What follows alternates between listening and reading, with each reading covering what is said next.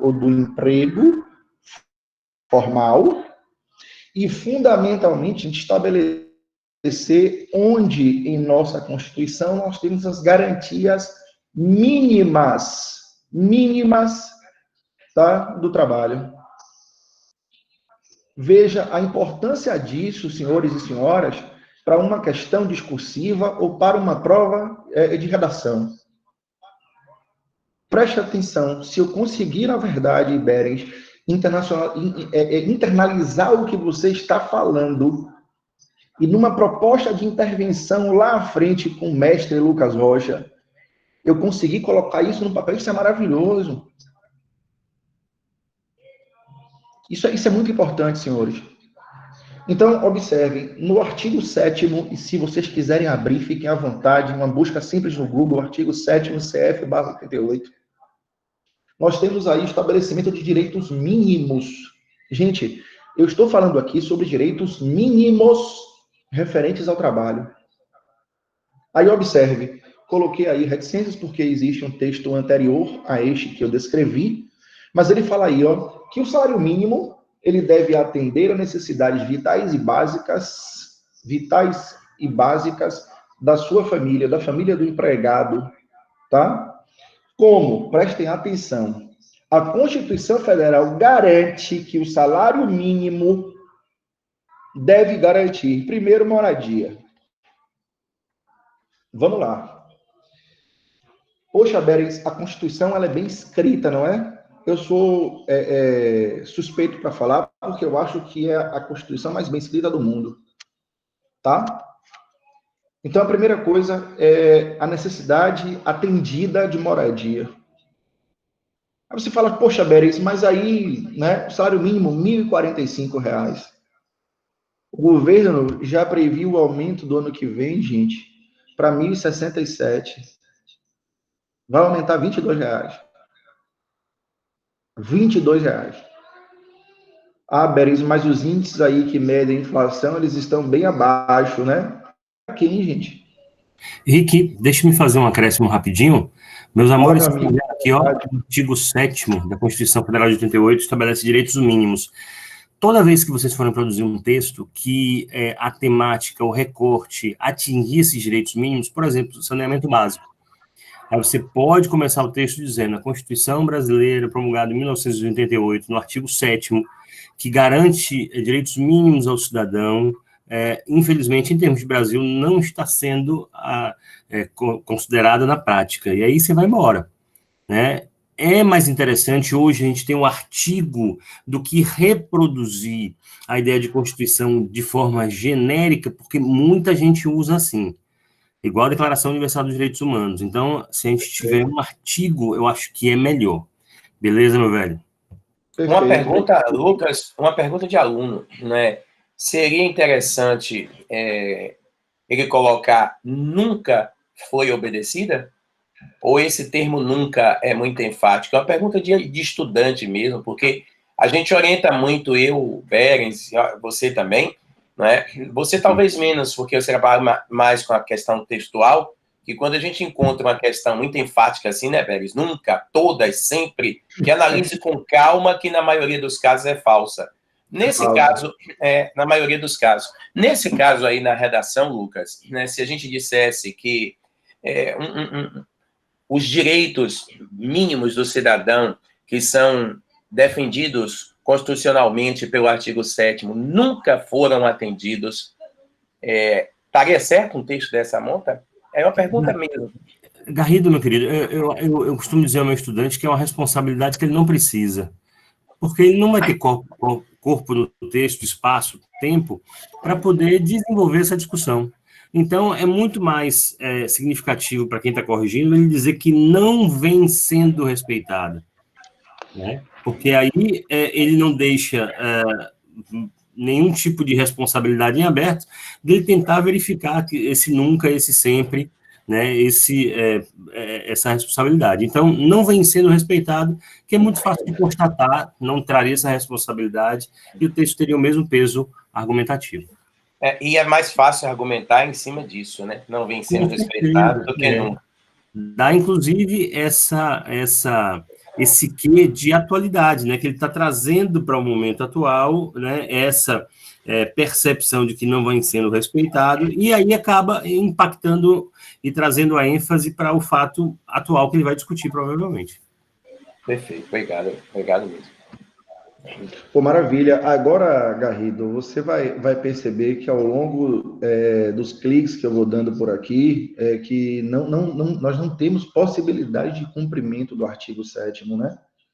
Ele é um artigo que trata sobre as questões mínimas, né, do trabalho, aí ele fala do salário mínimo e das garantias, e quando a gente começa a olhar, cara, a gente vai vendo que, infelizmente, até o momento, a lei, ela torna-se inexequível, né?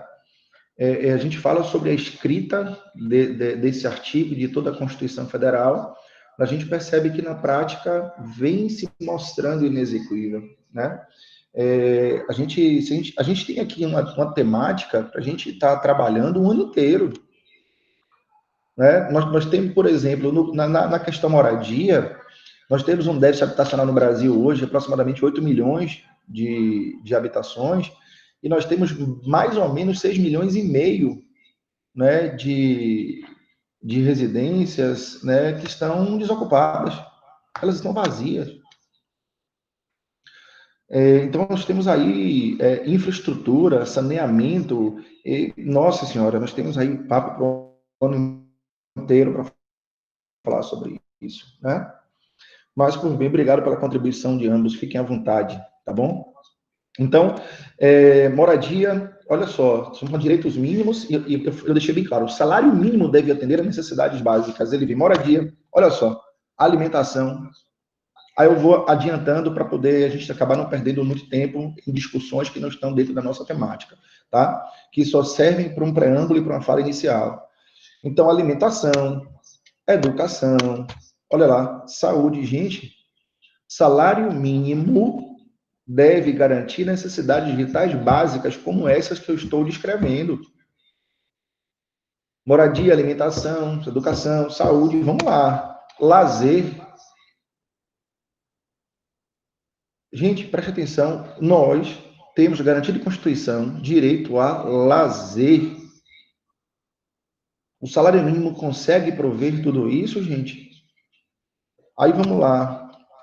Vestuário, higiene, transporte, previdência social. Complementando, ó, mais reajustes periódicos que lhe preservem o poder aquisitivo. Gente, entendem aquilo que o salário mínimo, eu falo do salário mínimo porque é a base do salário hoje de um percentual gigantesco da população. Todos nós sabemos de uma discrepância, infelizmente, no mundo do trabalho entre homens e mulheres. Homens e mulheres que ocupam o mesmo cargo, a mesma função na mesma empresa, o homem tem uma remuneração mais ou menos 30% maior do que a mulher. 30% maior do que a mulher. Olha a dificuldade já dentro do próprio mercado de trabalho. Né? Aí, observem, Berens, essa situação da remuneração, imaginem aí que dentro de tudo que eu falei, o homem em Salvador, o soteropolitano, o homem tem uma renda média, né, de R$ 1.138.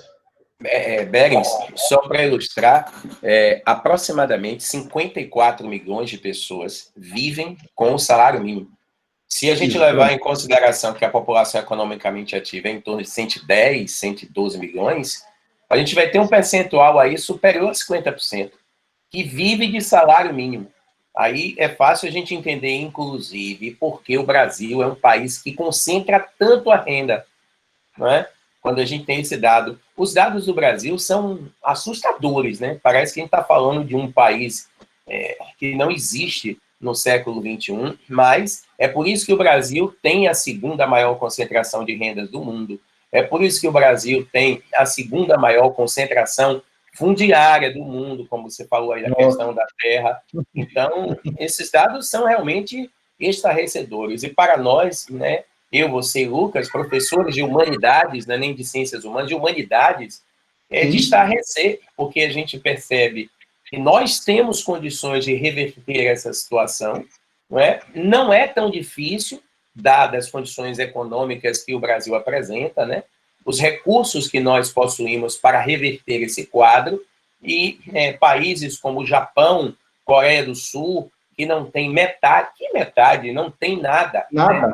Nada. Não tem nada. Não tem nada. Eles conseguem um patamar socioeconômico infinitamente melhor do que o nosso, sem, como você disse, ter nada. É isso que gera a revolta, né? Imagine, Garrido, né? Você falava aí sobre Japão, Coreia do Sul e Brasil. Gente, em plena pandemia, numa recessão enorme, a agropecuária brasileira consegue ainda bater recorde de produção. Gente, ó, eu sei que muitos não gostam, estão dormindo, mas domingo pela manhã, cedinho, tem aquele Globo Rural, e é impressionante como se vendia uma saca de soja num valor de 57, 58 dólares, né, reais, meu Deus, reais, 57, 58 reais, né, e com a pandemia, a saca passou a ser vendida a 107. A produção, ela está numa escala absurdamente grande, enorme. Nós sabemos que o Brasil é um dos maiores exportadores de commodities. E Ricardinho, tem um mercado absurdo e nós não conseguimos crescimento. E as prioridades, né? E nosso governo vai, rapidinho, nosso governo vai, em plena pandemia, criar uma proposta para legalizar terras de grilagem na Amazônia. Fala, Garrido, perdão, meu irmão. Não, nada, perdão o quê? Eu que peço perdão, que eu estou me intrometendo. E a questão das prioridades, né? Que talvez uma, digamos assim, uma argumentação muito forte para Lucas, por que o Brasil está entre os maiores produtores de grãos do mundo e nós é que temos que pagar caro pelo grão, nós somos os maiores exportadores de carne do mundo e nós é que temos que pagar caro pela carne, porque o governo federal ele cria todo tipo de estímulo, e não só o governo Bolsonaro, estou falando o governo federal, né, cria todo esse tipo de estímulo para que o produtor exporte mais do que venda para o mercado interno. Então, como a China é a única economia do mundo que está crescendo 10% ao ano, né, e como o mundo está consumindo mais alimentos, porque as pessoas estão mais em casa, se nós tivéssemos uma política de privilegiar mais o nosso mercado do que o mercado externo, o preço dos alimentos aqui estaria menor. Então, a gente faz o contrário. Nós vamos na contramão. Como você brilhantemente falou, precisamos de um governo que fomente mais o consumo interno, o mercado interno, que valore mais o brasileiro do que o estrangeiro. Mas, para alguém que bate continência para a bandeira dos Estados Unidos, fica difícil. Meu irmão, você me lembrou agora, quando naquela região do São Francisco, né, nós tínhamos ali uma diversidade enorme, eu até falo com os meninos, né, sobre as correntes do pensamento geográfico, o determinismo, onde o homem é um produto do meio natural, tão defendido pelos seguidores de Ratzel na escola alemã, né, e de um possibilismo criado por Lablache na escola francesa, quando ele fala sobre o obstáculo natural que é imposto àquela região, a região de clima semiárido, seca, né, e o capital, né, devidamente bem empregado aí, né, Garrido, a gente falar sobre isso é importante também, transformou aquela região ali numa região absurdamente produtora de uvas e mangas, principalmente, a fruticultura irrigada. Nós temos hoje um turismo naquela região, tá, que perpassa por visitação a vinícolas naquela região. Quando nós deixamos as nossas casas e vamos ali a Linha Verde, nos hospedar ali no Iberostar, né, no Gran Palladium, né, isso é muito comum para Lucas Rocha, que é milionário, mas você percebe que vinhos e espumantes, eles são da vinícola do São Francisco, Rio Sol, Terra Nova, porque são de muito boa qualidade. Muito boa qualidade, né? Então, eu trouxe essa questão aqui só para poder também contribuir com a fala de Garrido, porque nós tínhamos ali uma produção de uvas e mangas de excelente qualidade para a Europa, principalmente, e quando nós vimos um fortalecimento do mercado interno, quando nós vimos, na verdade, um aumento dos índices de empregabilidade formal, que é aquela onde nós temos o registro em carteira, ou regulando o trabalho via PJ, que é a pessoa jurídica, Nós tivemos, sim, um olhar daqueles produtores ao mercado interno e nós passamos a ter possibilidade de consumir aquilo que realmente a Europa estava importando. Ainda que se tivesse níveis diferentes de classificação quanto ao produto que ficava no mercado interno, mas era de muito boa qualidade, né? Mas, enfim. Bom, então, gente, para a gente entrar realmente na informalidade, nós tivemos em 2017 a aprovação aí da lei, tá, da famosa PEC 241, se não me engano, 241, Beres. Ah, meu Deus, não vou lembrar agora, mas sim. Mas a lei, né, 241 foi teto dos gastos, que virou emenda 95, perdão. Mas a lei 13.467, que todos nós conhecemos como uma reforma trabalhista, né? Beres, por que é importante essa reforma trabalhista? Porque nós já tínhamos um alto grau de informalidade no Brasil, nós já tínhamos boa parte da população brasileira entregue à informalidade, né? Ou seja, trabalhava, desempenhava alguma atividade com fim econômico, fundamentalmente, tá? Sem a carteira de trabalho registrada, sem a personalização jurídica do trabalho. E vocês viram muito isso, camelô, vendedor de DVD pela rua, algum tipo de trabalho, né, de doce que é entregue por fulana, na casa de fulana, que abre, né? A gente percebe muito isso é informalidade, né? E percebam, nós estamos falando de informalidade no Brasil, quando os estudos diante da nossa população, diante da questão demográfica, apontavam que nós, pela primeira vez, estávamos passando por um período chamado janela de oportunidades. Rick, meu querido, deixa eu interromper mais uma vez, queria te pedir um favor. Fale um pouquinho sobre como esse excesso de informalidade diminui a produtividade brasileira.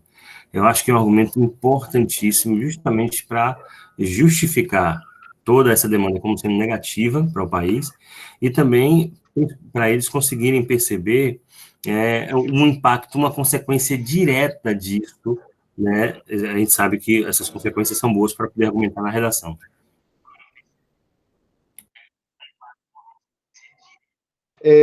Tá no script, certo? Então, olha só, gente, ó, a informalidade, como eu já acabei falando aqui, é a caracterização do trabalho sem na hora que você achar que encaixa melhor, Rick, perdão. Não, beleza. Encaixe na hora que você achar melhor, não tem script, não. Tranquilo. Já que a gente está falando sobre isso, a gente já pode dar uma pincelada nisso aí, tá?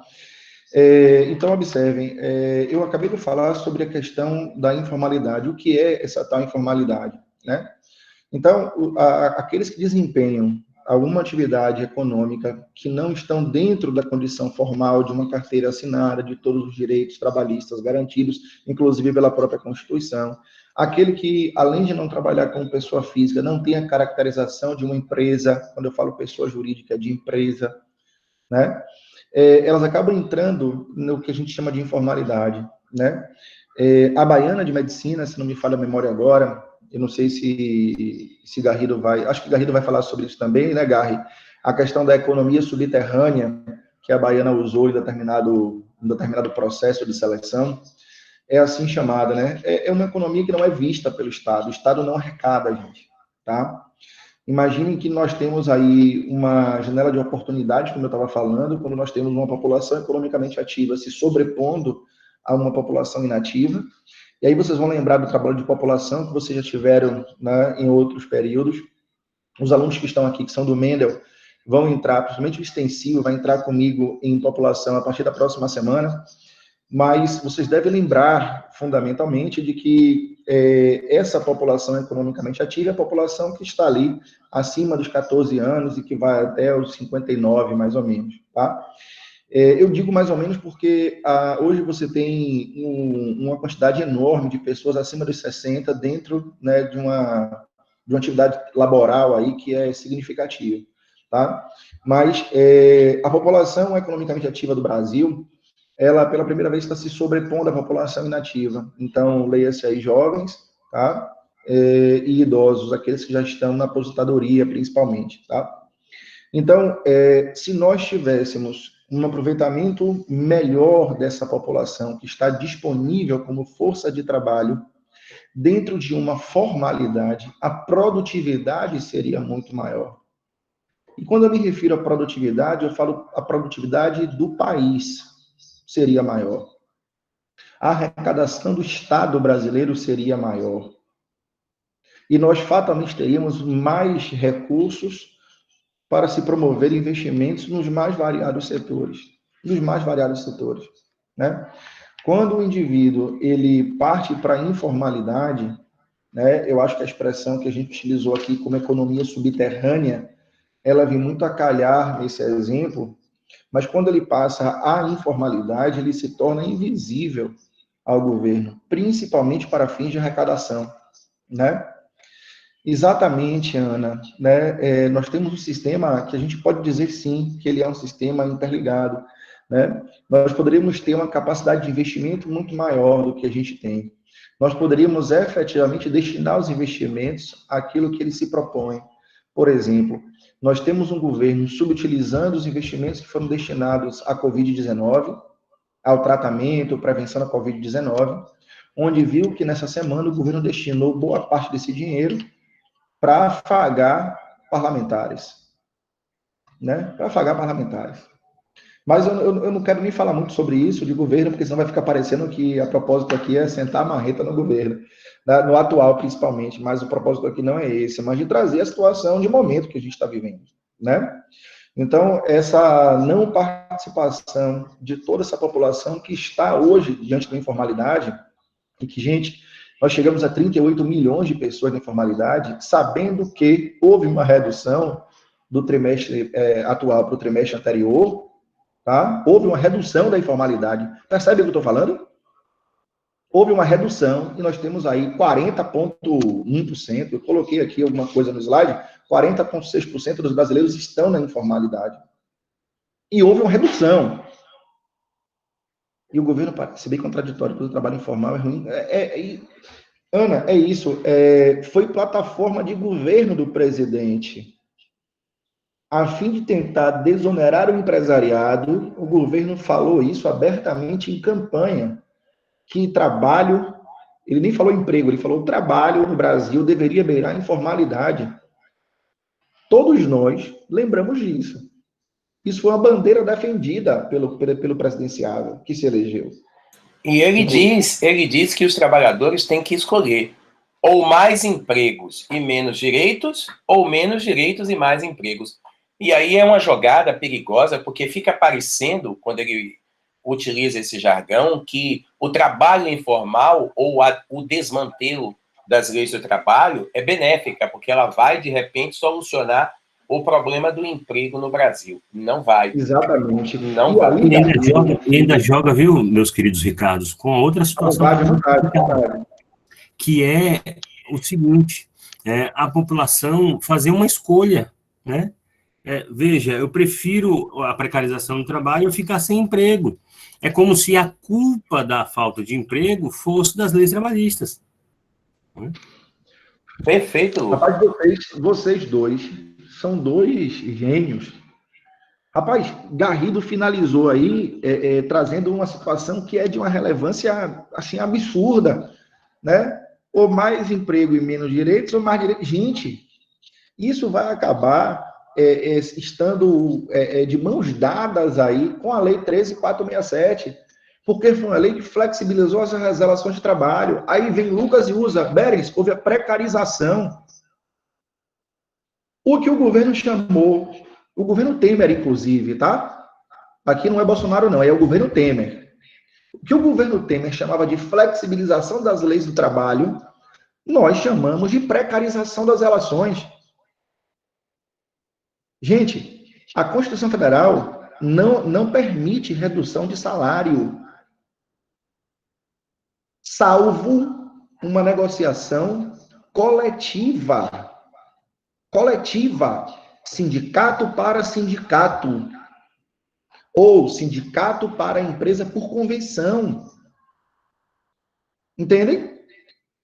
Convenção, sindicato, sindicado, acordo coletivo, sindicato, categoria de um determinado lugar. Eu trabalho no Mendel.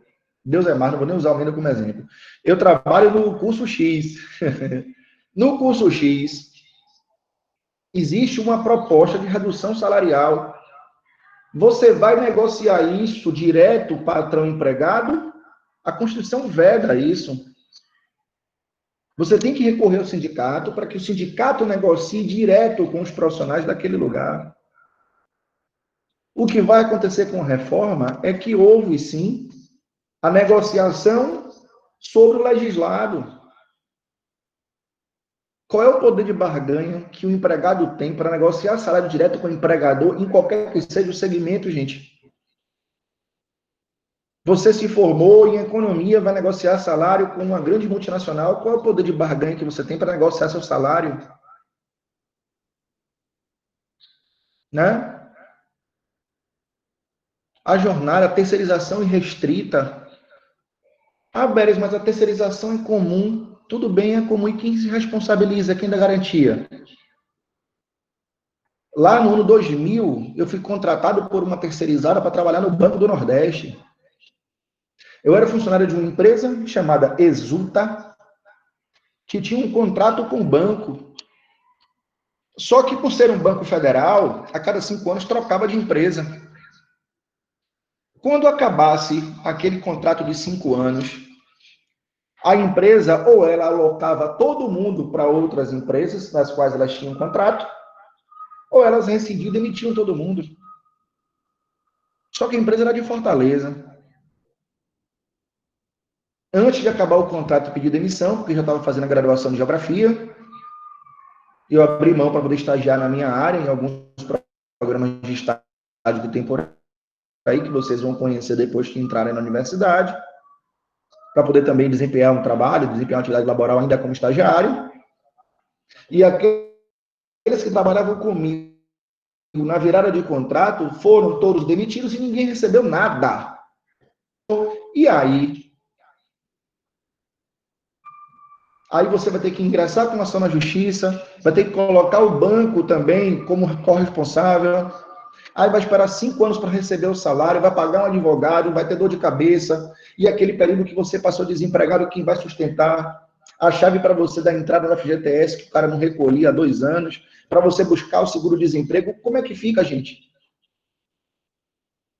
A reforma trabalhista, ela fragilizou e muito as relações de trabalho. Fragilizou e muito.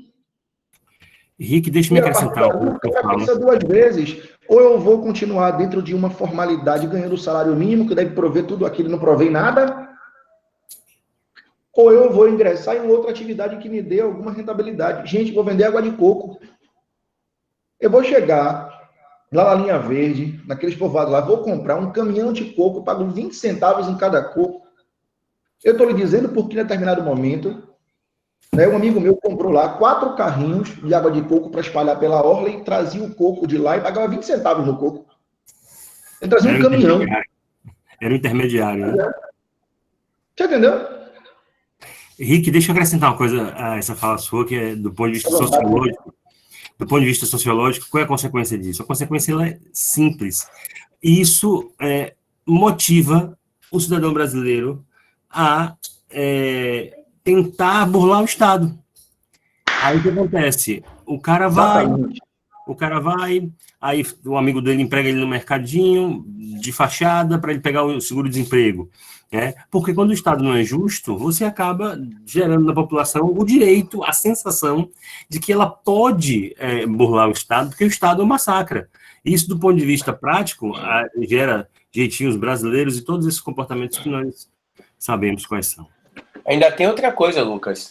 A ausência de Estado contribui para a ampliação do crime organizado, né? Principalmente nas regiões mais pobres, porque o crime organizado ele acaba suprindo as necessidades que o Estado não supre. Aí ele acaba ganhando, né, exponencialmente popularidade e essa expressividade toda que ele ganha. Quer dizer, a ausência de Estado. O Brasil é interessante, nós temos excesso de Estado aonde não deve e pouco Estado aonde deve. O Brasil realmente é fora da curva em todos os sentidos. É o Estado paralelo, né? Exatamente. Isso, Garrido, Bauman chama de instituição zumbi. É um repertório que eu sempre trago para os meus estudantes, e aquelas grandes instituições brasileiras que têm uma determinada função, por exemplo, a saúde, cuidar do povo, a educação, educar o povo, e a segurança, proteger o povo. Essas instituições, elas são gigantescas, mas elas não conseguem cumprir o que elas deveriam cumprir. Bauman chama essa instituição de instituição zumbi. Ela existe mas ela não consegue fazer o que vai fazer. E assim, a questão é simples, né, Lucas? Supondo que nós moremos numa favela, a gente até consegue um atendimento médico, mas quando o Ricardo fala que o salário mínimo tem que garantir a saúde, pode ser que tenha surgido essa dúvida em algumas pessoas, mas a saúde não é pública, veja só, mas quando ele diz que o salário tem que garantir a saúde, é porque o que é público é o atendimento médico. Se você tiver que ser internado, também é gratuito. Mas depois que você sai, tem toda uma profilaxia. Ele vai passar medicamentos que você precisa ter o dinheiro para comprar. Aí você chega na favela, não tem o dinheiro, e, olha, criando uma situação assim bem hipotética, comunica-se ao traficante, ó, a filha ou filho de fulano de tal vai morrer porque ela não tem o dinheiro para comprar o antibiótico, o anti-inflamatório, etc. e tal. O traficante desce o morro, pega lá a galera dele, mete o berro na cara do farmacêutico. Você tem esse antibiótico aqui? Tenho. Me dê todas as caixas. Pega os antibióticos, anti-inflamatórios, deixa na casa de fulaninha aqui, ó. Salve sua filha. Então essa fulaninha vai ser a favor de quem? Do traficante ou do Estado? Por isso muitas pessoas se questionam. É uma dívida que a família fica com o traficante que é impagável, é vida, gente. Pois é. É vida, né? É saúde. Então, isso aí acaba alimentando esse tipo de ação paralela aí contra o Estado, né? Então, imagine que o cara pensa duas vezes em permanecer na formalidade ou ele é incentivado, na verdade, aí essa informalidade. E, gente, o cara que vai e bota um carrinho de água de coco ali, ele vai ganhar mais do que o salário mínimo. Ah, Beres, mas ele não está pensando lá na frente, as garantias, esses caras... Mas o cara não está pensando assim, ele nem pode pensar assim. É muito difícil, muito difícil. Então, a informalidade no Brasil atinge hoje 38 milhões de brasileiros. Gente, ó, nós temos 0,8% desses 38 milhões que nem procuram emprego. Não estão conseguindo nem procurar emprego. Ontem saiu uma reportagem no qual a fonte é o IBGE, e eu estou trazendo dados aqui do IBGE, beleza? Onde ontem nós percebemos que agora nós tivemos uma volta à procura do emprego de aproximadamente 1 milhão de pessoas. O IBGE trouxe ontem que, nesse período, nós tivemos um aumento agora de 1 milhão de pessoas que voltaram a procurar os empregos. Tá? 11 estados, a informalidade chega a 50% de suas populações. Né? Terrível. Terrível. Um dano ao cofre público, uma afronta de dignidade da pessoa humana que está lá no artigo 5º da Constituição, né? Porque o trabalho é uma condição de dignidade. Né? A relação de emprego, perdão, ela é de dignidade. Né? E aí chegamos num ponto importante dessa questão da informalidade, porque nós estamos trabalhando aqui com uma coisa que está absurdamente para nós, né?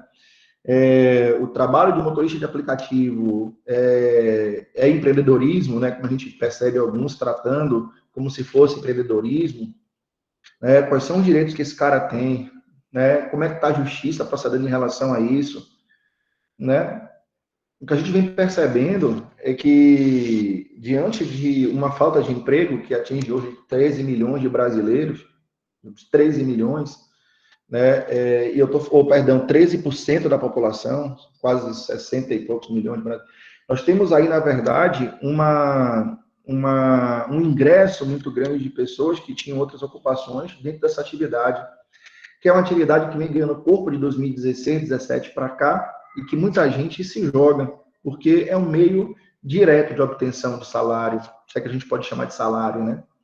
Eu tenho pessoas muito próximas a mim que trabalham hoje como motoristas de aplicativo, né? E que, na verdade, garantia ela é inexistente. A justiça, inclusive em São Paulo, já tem julgado em relação a isso, tá? Que isentou a empresa Uber, que tem uma das maiores frotas do mundo, a maior empresa do mundo de aplicativo e que não tem um carro, né? E essas pessoas que ali estão, né, elas trabalham pelo dinheiro imediato, sem nenhum tipo de garantia trabalhista, né? Até que ponto a gente diverge, né, de muitos especialistas que tratam, na verdade, essa relação com o empreendedorismo, né? O que é, na verdade, empreendedorismo? O que é essa expressão uberização do trabalho? a gente vem percebendo que, ultimamente, no Brasil, nós temos uma queda sistemática, tá, de renda. Essa queda sistemática de renda, ela é muito clara. Boa parte da classe média, principalmente, que perdeu emprego, ela vem migrando para essa atividade. É uma atividade digna, como qualquer outra atividade, mas que, diante da lei, tá, retrata o que Lucas trouxe bem aí como sendo precarização do trabalho. E é, sim, um modelo de precarização do trabalho. Né? Percebam aí, eu trouxe 2 charges para finalizar a minha fala, tá?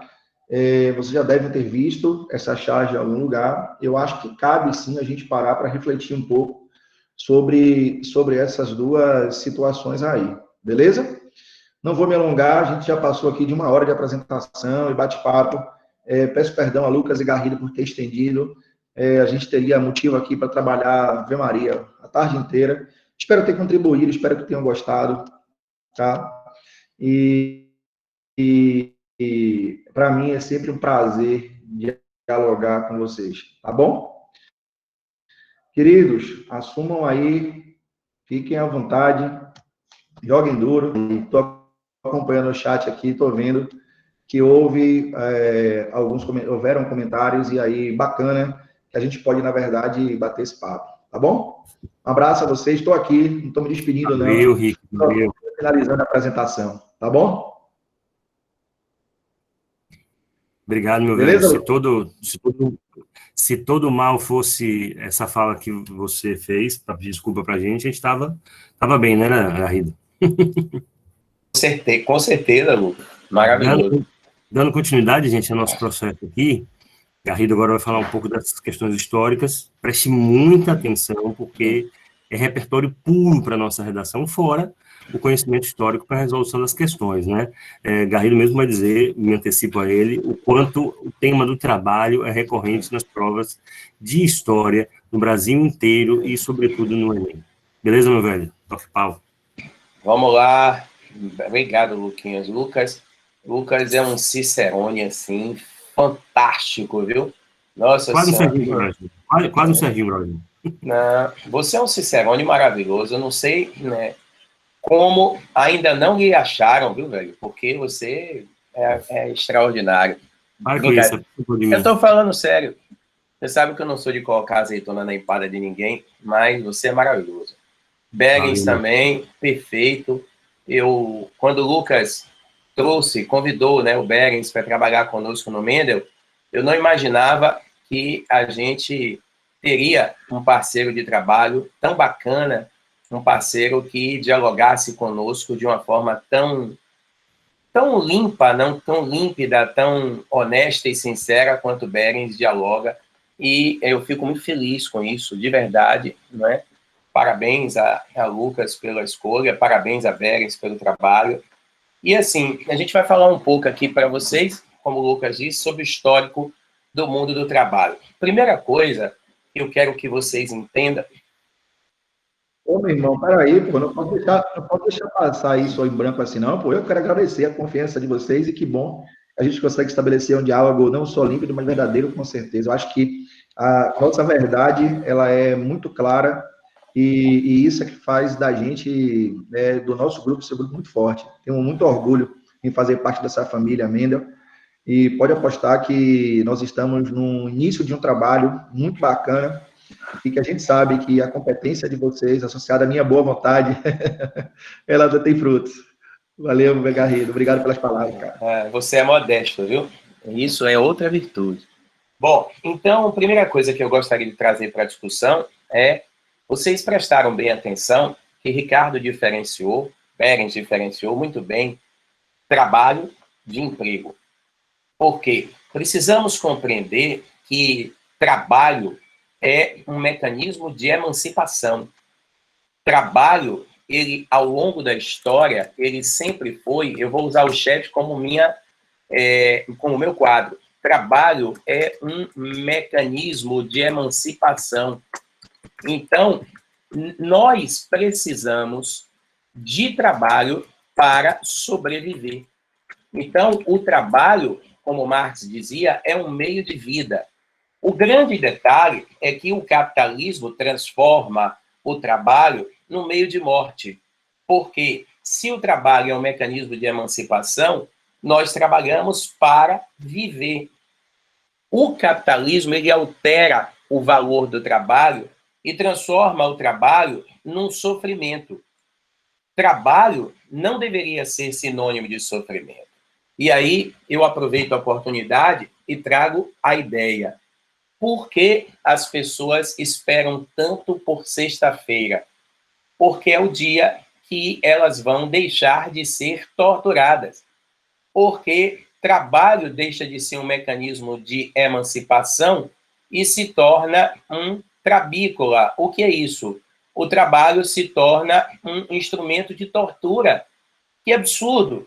Por isso que as pessoas vibram, né? Sextou, porque é o momento que elas vão deixar de ser torturadas, que elas vão deixar de sofrer. Interessante. Como as pessoas ficam amarguradas, né?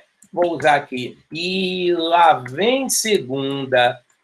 Por quê? Vocês já pararam para refletir? Por que tanto ódio da segunda-feira? Porque segunda é o dia que nós começamos a trabalhar. Ou seja, segunda-feira é o dia que nós começaremos a ser torturados. Então, você tem uma subversão completa, total e absoluta do trabalho. Ele deixa de ser um mecanismo de emancipação. E é exatamente aí, né, para municiar um pouco o Lucas, que entra o Marx. Marx, ele defende que o trabalho ele deve voltar a ser um mecanismo de emancipação.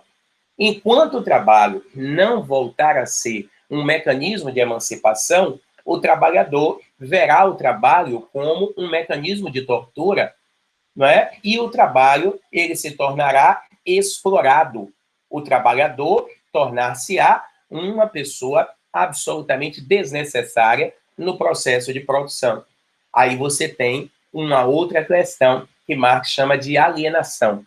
Precisamos romper com isso. É por isso que existe toda uma ideologia em torno da glorificação do trabalho que foi construída pelo capitalismo.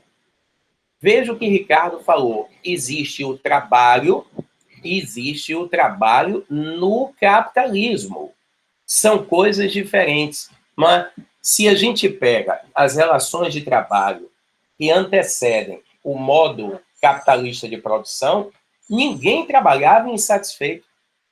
Todos trabalhavam com prazer. Todos trabalhavam alegre. E é exatamente isso que o trabalho deve ser, não é, Lucas? O trabalho deve ser prazeroso. Aliás, era exatamente o que dizia o filósofo Confúcio.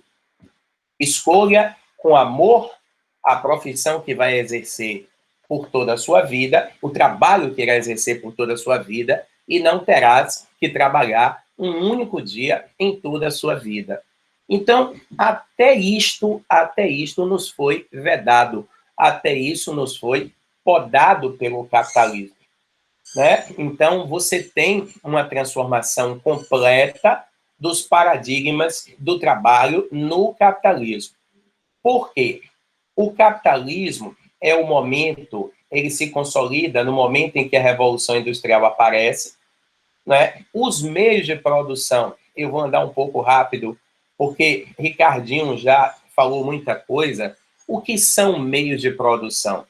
É um conceito bastante usado na sociologia e que vocês precisam demais para entender o trabalho no capitalismo. Meios de produção são todos os artifícios utilizados para a obtenção do produto final. Todos os artifícios utilizados para a obtenção do produto final são meios de produção. Observe bem, porque Ricardo brilhantemente diferenciou trabalho de emprego.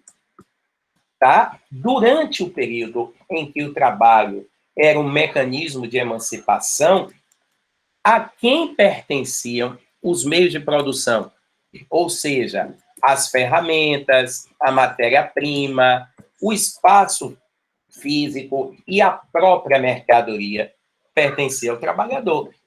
Se você pega na fase, por exemplo, do artesanato, na fase do artesanato, ao invés da fase industrial, o artesão, ele produzia para ele produzia para a família dele. Ou seja, na época em que o trabalho era um mecanismo de emancipação, inexistia a necessidade de produção de excedentes.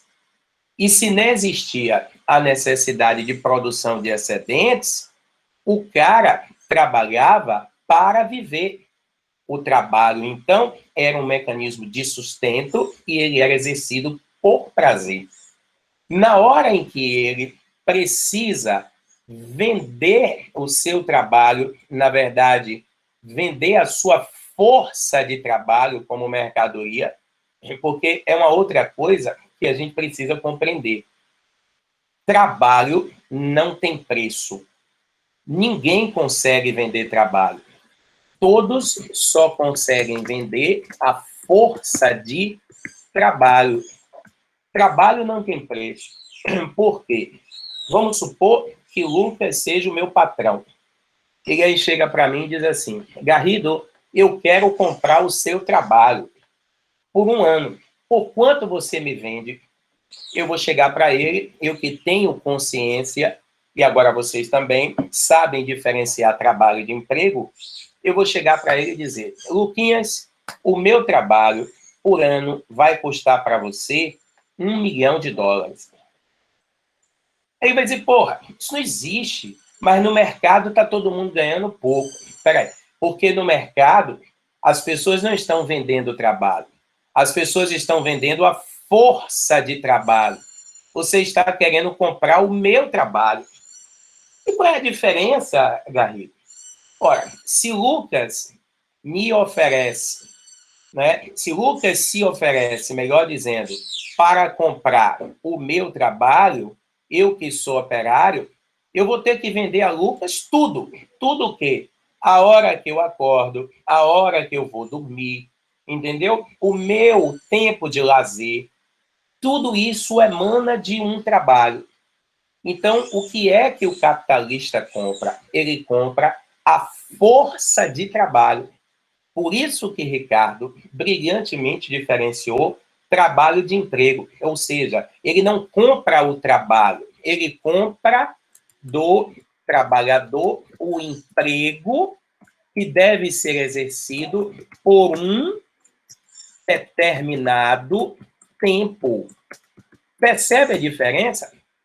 Então, o patrão, quando nos contrata, quer seja no Mendel ou em qualquer outra instituição, ele não contrata o nosso trabalho, ele contrata o nosso emprego. Ó Lucas, ó Garrido, ó Berens, eu preciso de você uma manhã, e por essa manhã eu vou lhe pagar X, tá? Aí criou-se o rótulo de profissional liberal. Hoje, você pode contratar, com a reforma trabalhista, que Berens muito bem falou, qualquer trabalhador para trabalhar apenas uma manhã. São os contratos temporários de trabalho, que, de certa forma, numa perspectiva de longo prazo, gera uberização, gera precarização. Eu não sei vocês, meus amigos, mas eu tenho certeza que esse processo de contrato temporário de trabalho vai chegar para a gente. Vai chegar para a gente. E olhe como ele é danoso. Suponha que um professor ele seja contratado por banco de horas. Uma escola chega para mim e diz o seguinte, né, Luquinhas? Pode falar, brother. Fiquem à vontade, por gentileza. Uma escola chega para mim, para Lucas e para Berens e diz, eu quero que vocês trabalhem para mim de fevereiro até, até novembro. Eu vou chegar para o cara e dizer, tá, tudo bem. E dezembro e janeiro eu vivo de quê? Se vire, economize o seu dinheiro. Não é? Aí a gente esbarra num outro problema, a falta de cultura da sociedade brasileira, né, de poupança, em termos de poupança, que aí a gente já entra na questão da ideologia do capitalismo, da ideologia do protestantismo religioso. Então, o capitalismo aliena o trabalhador, ele aliena o trabalhador, tá? O trabalho, as mercadorias. No capitalismo, as mercadorias, elas perdem o valor de uso e elas passam, vai perdoando aí os erros de digitação. As mercadorias perdem o valor de uso e passam a ter um valor de troca. Aí você diz, porra, Garrido, eu não entendi nada. Então, toda mercadoria tem dois valores? Tem. Toda mercadoria tem dois valores. Ela tem o valor de uso, tá? A mercadoria, ela tem o valor de uso, tá? No que produz, ou seja, para o que ela serve, e ela tem o valor de troca. É o valor de troca que se transforma em mais-valia, em lucro, ou seja, em trabalho não pago. É o valor de troca que vira mais-valia. Eu vou deixar isso aqui mais claro, até para municiar Lucas. Por exemplo, um relógio comprado num camelô e um Rolex. Qual deles, vocês que estão aí me ouvindo, todos que estão participando, podem responder pelo chat, eu estou vendo. Um Rolex e um relógio comprado no camelô. Você sabe que o Rolex é um dos relógios mais caros do mundo, né? Não é? Porque existe associado ao Rolex um fetiche. É o que Marx chama de fetiche da mercadoria. Fetiche é um objeto de desejo, tá? Então, um relógio falso e um Rolex, qual deles tem mais valor? Isso, Lucas, igual a Apple, não é? E aqui a gente não está discutindo, como o Lucas muito bem coloca, a questão de qualidade. Não estamos discutindo a questão de qualidade. Porque se a gente for discutir a questão de qualidade, né, Ricardinho, aí a gente já entra em outra discussão. Porque, claro, você vai comprar um produto da Sony, você sabe que você está comprando um produto de qualidade. O que Lucas quer dizer com isso é que as grandes empresas que produzem com qualidade, exato, usam a imagem, associam a qualidade à marca para poder vender mais caro do que as outras. E se você vende mais caro, você tem mais lucro. Perfeito? Olha como o Lucas colocou a imagem relacionada à marca. Tá? Então, um computador Apple pode ser tão bom quanto um computador qualquer, mas a maçã agrega valor ao produto. Aí você acaba pagando muito mais caro pelos produtos da Apple. E ainda assim, essa relação, né, associada à marca, Lucas, não sei se você concorda comigo, ela não é uma relação comum em termos mundiais. É uma relação mais forte e mais presente nos países subdesenvolvidos, não é? Nos Estados Unidos, por exemplo, todo mundo compra Apple e ninguém ostenta um computador ou um iPhone como mecanismo de poder, porque é barato. Né? A competitividade lá é muito grande. Então, o computador Apple não custa. Eu, essa semana, recebi um e-mail, lançamento da Apple, né? Compre e divide em 10 vezes o novo computador da Apple. Sabe quanto, meninos? Chutem aí. Chute aí, Ricardinho, Lucas. O lançamento da Apple. O computador novo. Rapaz, não tenho nem ideia, bicho. Não tenho nem ideia. Eu tenho visto notebooks e lançamentos das empresas de tecnologia com preço bem acima do normal por conta da pandemia. Então, eu confesso que eu perdi, na verdade, a medida de preço de equipamento eletrônico nesse momento. A Mandinha chegou perto. 100 mil reais. Como é que é? 100 mil reais. 100 mil reais. Você tá de brincadeira. Eu tô falando sério. Pesquisa aí, cara, pra você ver. Aí você fica em dúvida se você compra um apartamento ou um computador. 100 mil reais. Entendeu? Então, Isso é se alguém ficar na dúvida, né? Eu tenho muito claro que eu compro apartamento. Eu também, Ricardo. Mas eu não tenho a menor dúvida que muitas pessoas vão deixar de comprar o apartamento para comprar o computador. Porque, como o Lucas falou, no capitalismo, a mercadoria é poder. Então, se você está com um computador da Apple de 100 mil, todos vão olhar para você e vai dizer, porra, aquele cara tem grana.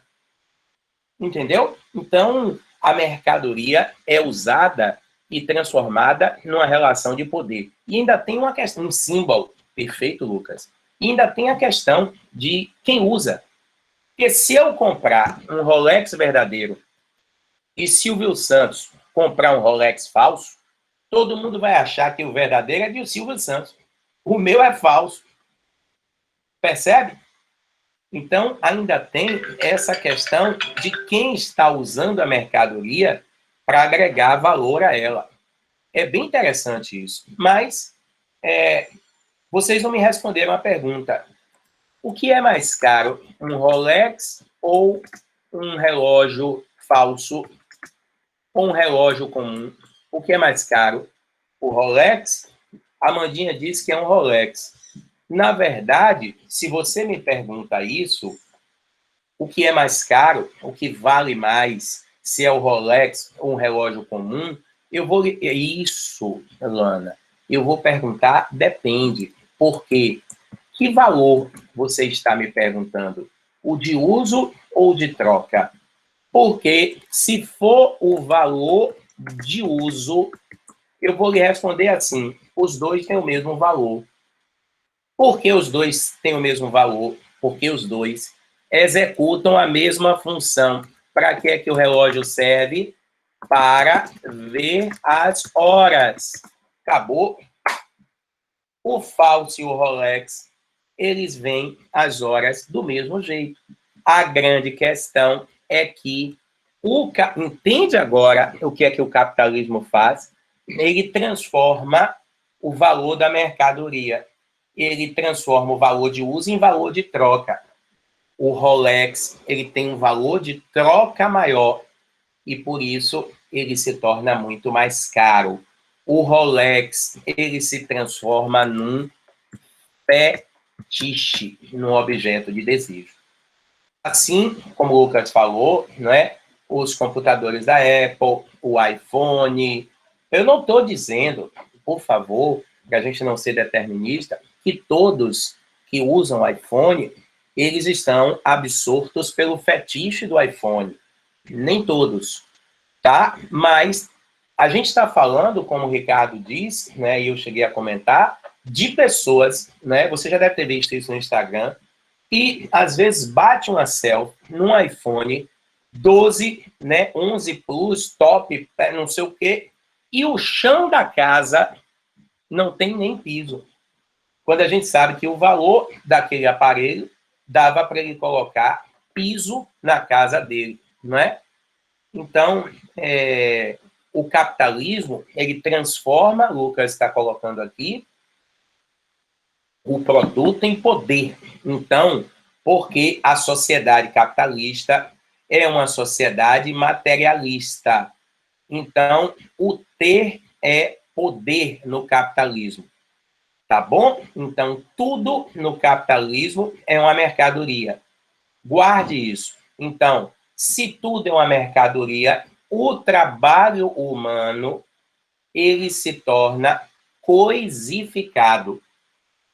O trabalho humano, ele é coisificado. E se o trabalho humano é coisificado, o trabalhador se transforma no meio de produção. O trabalhador se transforma no meio de produção. Ou, se você preferir, o trabalhador se transforma numa mercadoria. Todos concordam que o trabalhador é uma mercadoria? E outra coisa, hein? É uma das mercadorias mais baratas que existe. O trabalhador é mais barato do que um carro. Quanto custa um trabalhador? 1.000 paus? Quanto custa um automóvel? Aí você cria a grande contradição sistêmica. O trabalhador que produz a mercadoria, ele não pode comprar a mercadoria que ele produz. Tem até uma questão dessa, os meninos devem lembrar, no Enem, de duas pessoas numa linha de produção, aí um vira para outro e diz assim, eu vou me aposentar amanhã. E sabe o que é que eu vou fazer? Vou até o fim dessa esteira para ver o que foi que eu produzi durante 30 anos. Olha que coisa interessante. O cara está na linha de produção, ele está na linha de produção e ele não sabe o que é que ele está produzindo. Não é? Então, ó, a Med Baiana tem os planos de operadora para ter acesso sempre aos lançamentos do iPhone, por exemplo. A pessoa fica com parcelas ínfimas, mas está sempre com status atualizado, alimento perfeito, perfeito, não é? Agora tem um detalhe, você colocou aqui Med Baiana, não sei se é o nome, a pessoa fica pagando a vida inteira, porque sempre que tem um novo lançamento, ele vai ter que renovar, não é? Então, essa é a estratégia. As montadoras nos Estados Unidos já fazem isso, né, pessoal? Você dá um pequeno valor de entrada, paga parcelas bem pequenas durante 30 meses, 36, e aí, no final, você tem a opção ou de quitar o restante ou de dar o seu carro como entrada para a compra de outro. Isso se chama leasing, né, Garrido? É o quê, Luquinhas? É leasing. Leasing que chama esse sistema? Não é leasing, não. Você pode comprar tanto no leasing quanto no CDC. Não é? É um sistema de parcelamento facilitado. Tem vários nomes, depende da montadora. O leasing é quando você compra o carro e o carro não está em seu nome. O carro fica em nome do banco. E você só transfere ele para o seu nome quando você termina, quando acabar de pagar. Exatamente. E se você quiser transferir também, né? Você vai usando ele como espécie de aluguel e ao final do leasing você tem a opção de compra. Caiu, inclusive, em desuso isso, né? Acho que pouco se faz hoje leasing no Brasil, né? Caiu em desuso porque as pessoas também não conhecem, né? Poucos conhecem. Porque os juros atrelados a um leasing é menor. Os juros é bem menor. Enfim. Então, nós temos no capitalismo o prolongamento da jornada de trabalho para que o trabalhador seja submetido a uma máxima exploração.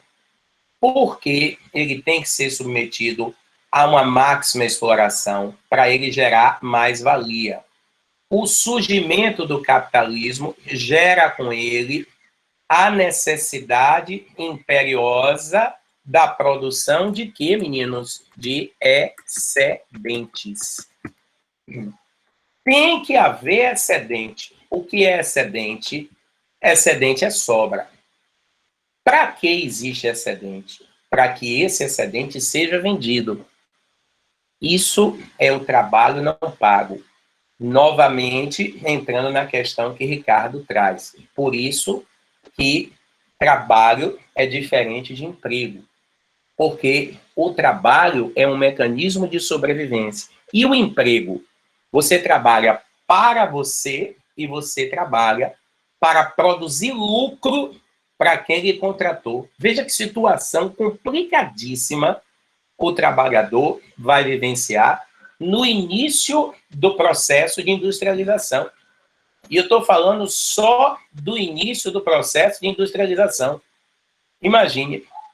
Então, isso aqui é uma estratégia utilizada pelo capitalismo para o trabalhador dar valor ao trabalho, não é? Então, eu não vou especificar, senão a gente vai levar muito tempo.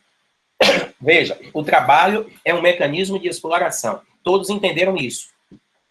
Ninguém que vive de trabalho enriquece.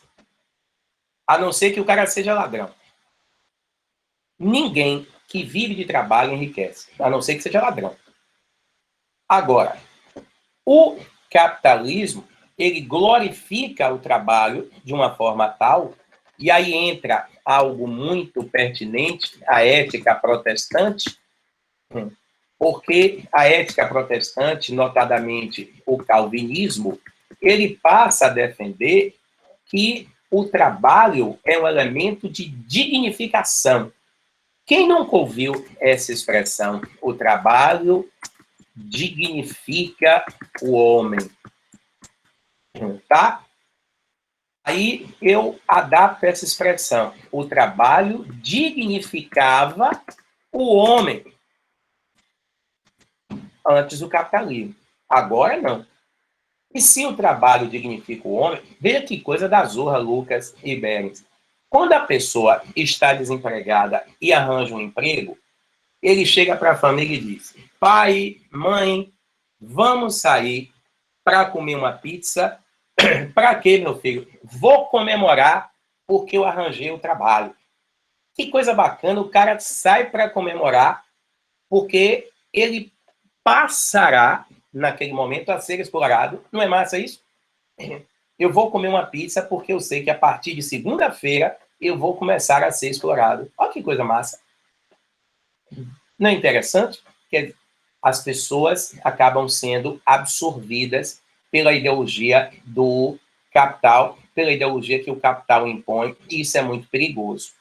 Bom, é claro que isso aqui vai ser muito importante para Lucas, não é? Fala, meu velho. Pronto. Não, eu estava vendo aqui essa abordagem sua e eu estava me perguntando, meu Deus do céu, os estudantes ainda ficam com dúvida, meu querido Garrido, em repertório. A quantidade de informação que você já trouxe, você e Ricardo, porque a gente tem, o estudante ainda tem um problema, Garrido, que chama-se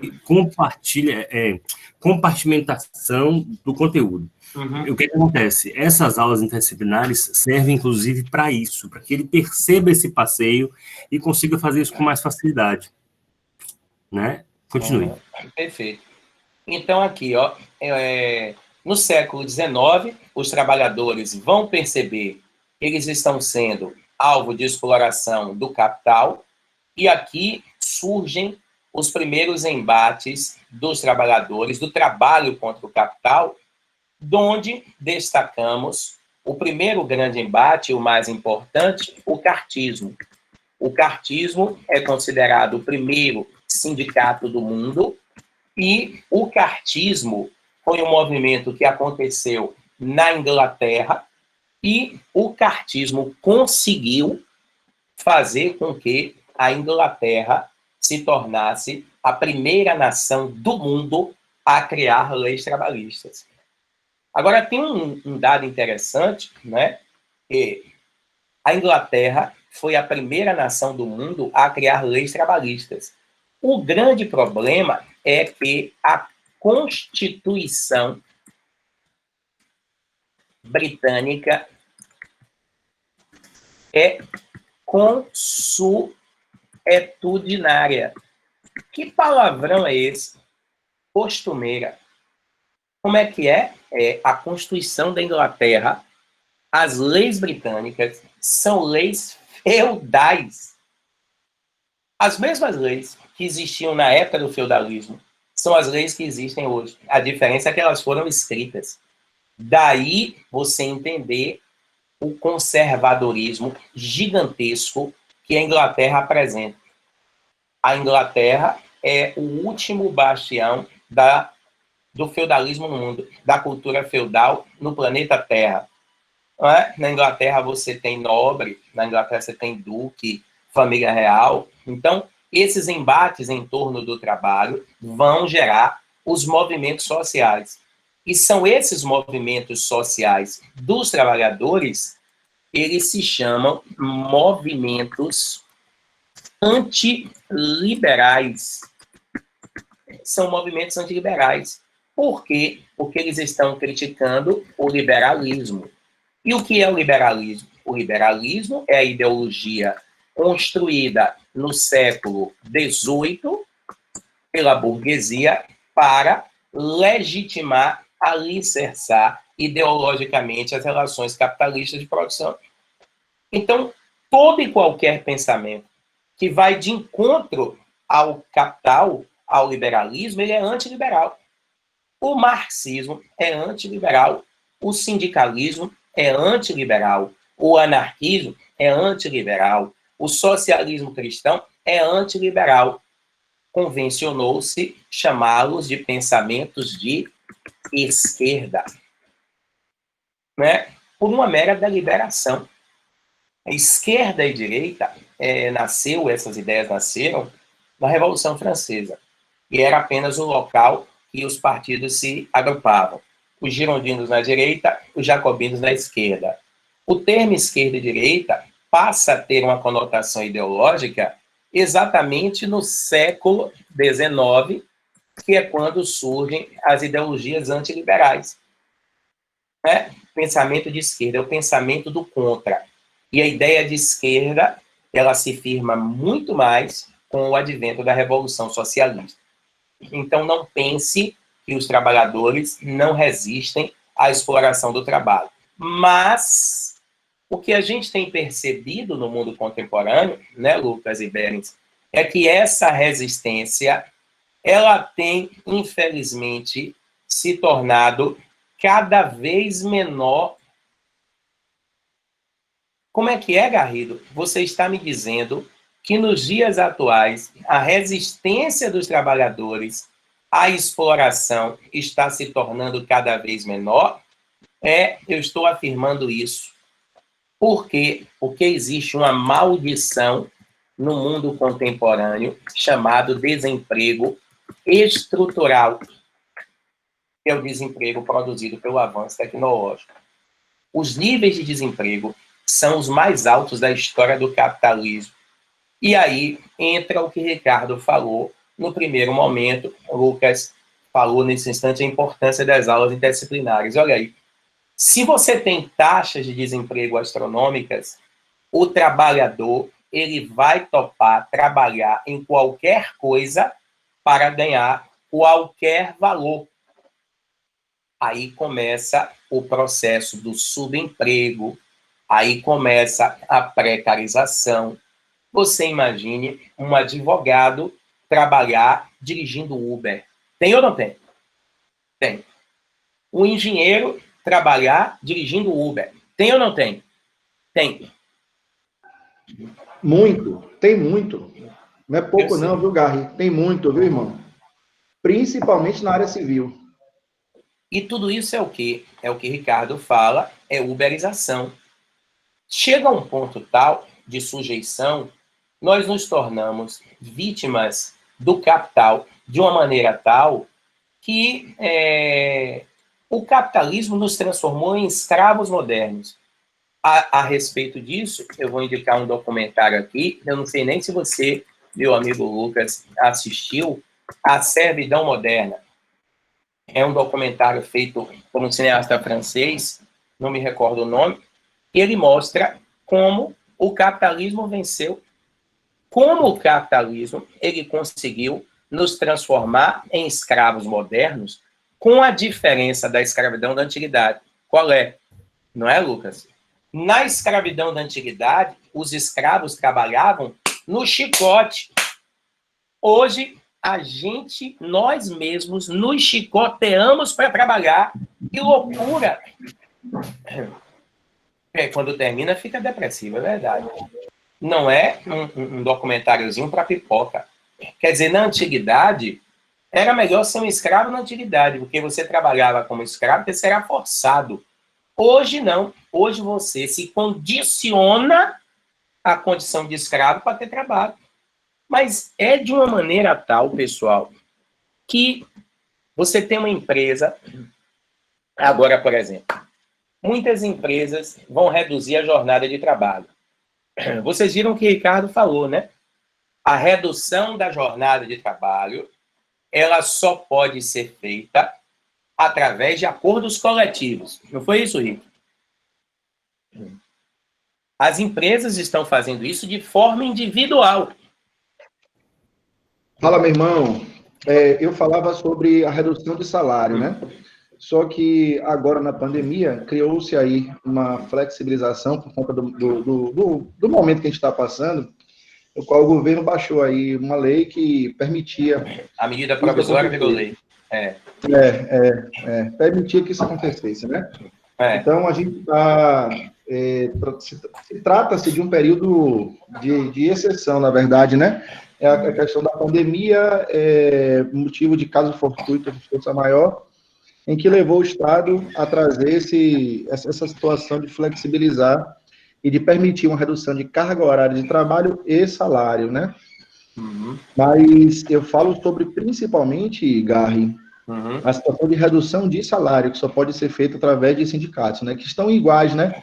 Quando você estabelece uma relação de redução direta com o funcionário, você está colocando uma relação de empresa para um hipossuficiente, né? O trabalhador, ele é um hipossuficiente.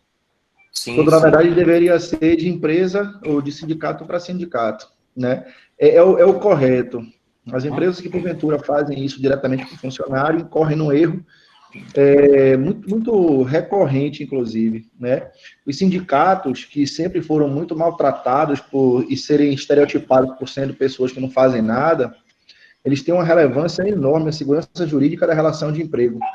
Então, eles são muito importantes não só para o funcionário, mas também para o empregador. É fundamental que tudo seja feito via sindicato. Perfeito. Mas aí o que acontece? Olha só como casam os discursos. As empresas estão violando o processo legal, porque elas estão reduzindo o salário dos trabalhadores sem anuência dos sindicatos. E todos aceitam. Garri, você me perdoe de me interromper que é isso, aqui. Fique à vontade. Meu amigo, você não sabe o quanto nós já temos de judicialização desse processo em decorrência da pandemia. Imagine que quando o governo vai e permite que haja redução de carga horária e de salário, existem empresas, Garrido, e queridos, preste atenção nisso, vocês vão achar um absurdo, mas é real, tá? Ela está de licença maternidade e a empresa está reduzindo o salário dela e carga horária.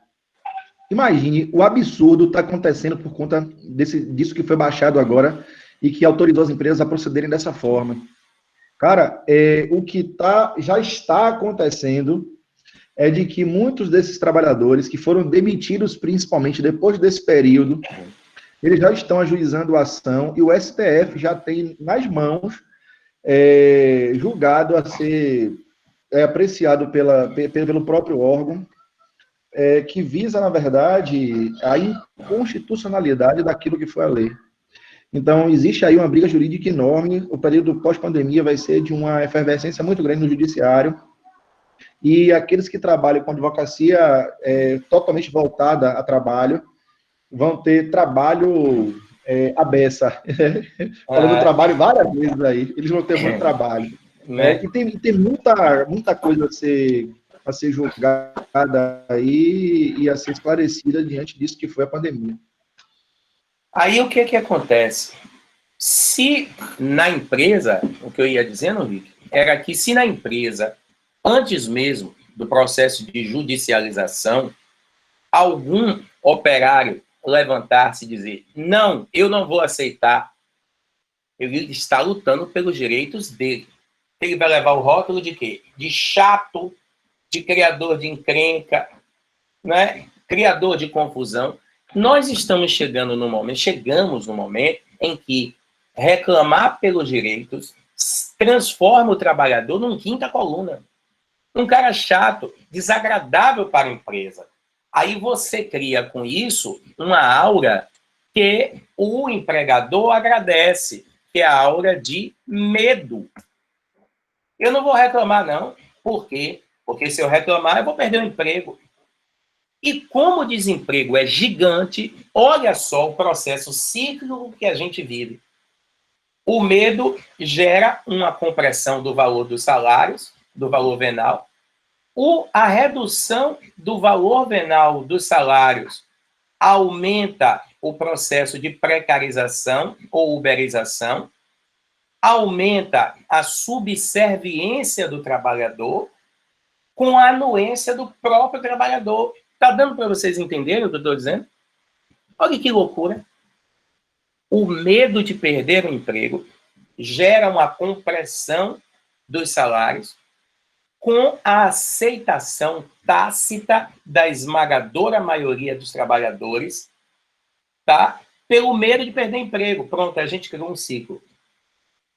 E aqueles que judicializam, como o Rick falou, ainda correm risco de perder e terem que pagar a causa. Porque quando houve a reforma trabalhista do governo Temer, que Ricardo colocou, né, o trabalhador que der queixa contra a empresa e não tiver provas, ele vai ter que arcar com as custas processuais, coisa que antes não ocorria. E os honorários sucumbenciais, né? Os honorários do advogado da parte vencedora. Imagine. Isso é um elemento inibidor, né, Rick, da pessoa entrar na justiça. Né? Total, Garri. Você coloca o funcionário, que, repito, ele é o ímpar suficiente em uma condição terrível de tentar brigar por aquilo que ele tem direito, né? Imagine que isso aí reduziu em cerca de 48% as ações no Tribunal de Justiça da Bahia. Hoje os funcionários estão com muito medo de fazer, na verdade, qualquer tipo de reclamação por não arcar, por não poder, na verdade, arcar com esses honorários ao advogado da parte vencedora. É um risco muito grande. Nós vimos aí que aqui no Brasil teve um caso do Banco Itaú, se não me engano, Garri, você vai lembrar disso, que um funcionário colocou o banco na justiça, ganhou parte da ação, perdeu a outra, e no final ela estava devendo ao Banco Itaú 12 mil reais. Né? Então, imagine que situação constrangedora ao hipossuficiente e ao trabalhador. Né? A situação ela é terrível mesmo. Por isso que a gente fala em precarização das relações, não em flexibilização das relações. Né? E só para fechar minha contribuição, Garri, você me fez lembrar muito aquela dicotomia entre aquele modelo de atração de investimentos lá nos países do Sudeste Asiático, onde a mão de obra é absurdamente barata, com um documentário que ganhou o Oscar agora, a indústria americana, quando os Estados Unidos se vê, ou melhor, o trabalhador americano se vê na mesma condição que um trabalhador lá no Sudeste da Ásia tinha naquela época. Salários baixos, jornadas extensas de trabalho, e o trabalhador americano resistindo absurdamente aos investimentos que foram feitos à indústria de vidros para automóveis, se não me engano. É muito bacana o documentário, a indústria americana, assistam. É o outro lado da moeda do próprio capitalismo, né, que a gente está debatendo na hora de hoje. Aqui, ó, 2 perguntas para nós 3, né, ou todos nós, na verdade. Meu pai teve o salário reduzido para não ser demitido. Eu achei melhor do que perder o emprego. Qual seria a solução para não ficarmos nessa de ou você aceita ganhar pouco, ou você perde o emprego e fica sem ganhar nada? Ricardo falou um pouco disso. Aí eu vou lhe responder da seguinte forma. Não tinha opção para seu pai. Ele tinha que aceitar. A não ser que na empresa de seu pai todos tivessem consciência de classe e descobrissem que se todos contestassem, a empresa não ia poder demitir todo mundo. Então, o problema do processo de uberização e de sujeição do trabalhador é a individualização das relações de trabalho. Isso é um grande problema. Então, a individualização é que provoca esse tipo de situação. Não há jeito a dar. Não é? Então, por exemplo, na pandemia, vou dar um exemplo nosso, viu, Ricardo e Luquinhas? Na pandemia, está claro que ensino é presencial. Ponto. Eu não estou dizendo que não existe ensino remoto, que ele não é satisfatório. Mas nada comparado com o presencial, concorda? A pandemia serviu para mostrar muitas coisas. Dentre elas, que o professor na escola é indispensável. Isto significa dizer que, quando a situação se normalizar, nós, professores, temos um poder de barganha sobre os donos de escola gigante. E aí, quando as coisas se normalizarem, se nós, professores, como categoria, despertarmos essa consciência de classe, a gente vai dizer ao patrão que a gente só volta a trabalhar com aumento de 50%. Se não der 50%, todo mundo pede demissão de todas as escolas. Vai acontecer isso? Não. Né? Com todo respeito, vai continuar alguns professores puxando o saco do patrão. Esse que puxa o saco do patrão é o primeiro a se arrebentar. Porque o patrão vai dizer, porra, o cara não defende nem a categoria dele, tá traindo a categoria dele comigo, então ele não vai ser a meu favor, ele é um puxa-saco. É o primeiro a se arrombar. Mas aí, quando a situação se normalizar, vai voltar tudo ao normal.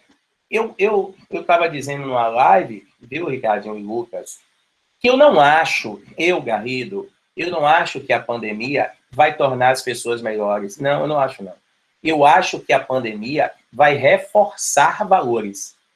Quem era canalha vai ser mais canalha ainda. E quem era benevolente vai se tornar mais benevolente ainda. Eu não acredito que a pandemia ela construa um homem ou homens melhores. Não acredito. De maneira nenhuma. Pelo contrário, para mim, haverá um reforço dessa situação.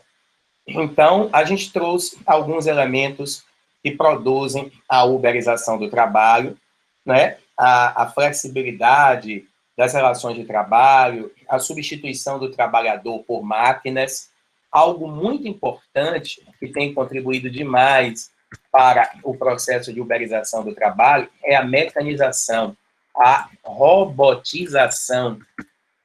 E o detalhe, como o Ricardo diz, com a anuência, o que é o pior, como o Ricardo diz, com a anuência dos governos. Não é? Isso é que é triste, porque, em tese, o governo deveria servir ao povo, mas nós temos governos, isso de âmbito geral, que protegem os interesses do capital. Enfim, para a gente acabar e deixar falar com o Magister Lucas Rocha, enfim, o que é trabalho para você? Trabalho é prazer ou trabalho é sofrimento? Certo? Porque observe bem essa situação. Isso aqui não era para acontecer. A gente ir para a cama levar o trabalho, não é? E aí a gente esquece o que é de mais importante. Nossa parceira é deixada de lado, ou o parceiro é deixado de lado, não é? Ou então você sequer retorna para casa, como nessa situação, você sequer retorna para casa, você estende sua jornada de trabalho em momentos que você deveria estar com seu filho, né? Estar fazendo lazer, um pouquinho parecido com o que a gente está fazendo agora. Não é, Luquinhas? Não é, Beres? Então, o momento aí, lá, Beres diz, é de adaptação, porém, lá na frente, ele poderá ajuizar uma ação na tentativa de reparação. Perfeito. Ainda é um fenômeno. Bom, então, o Beren está dando aqui a senha de como se libertar. Então, para a gente resumir tudo, o que é o trabalho? O trabalho hoje é um sofrimento, mas a gente tem que transformá-lo num prazer.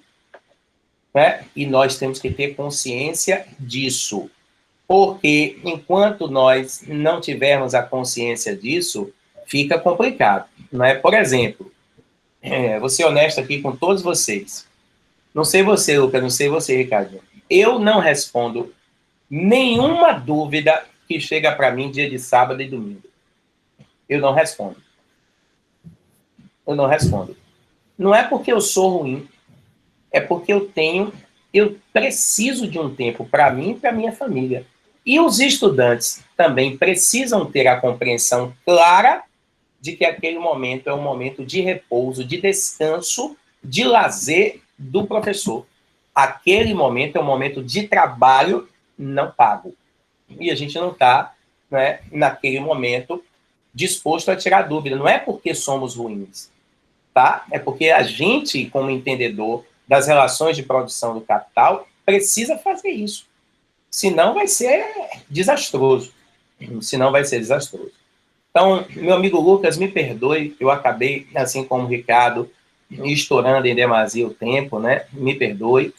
A gente, como diz Lucas, a gente tem muito mais coisa para falar, porque é uma aula que, se a gente ficasse aqui a tarde toda, ia ser de boa e passaria rapidão o tempo como está passando, não é?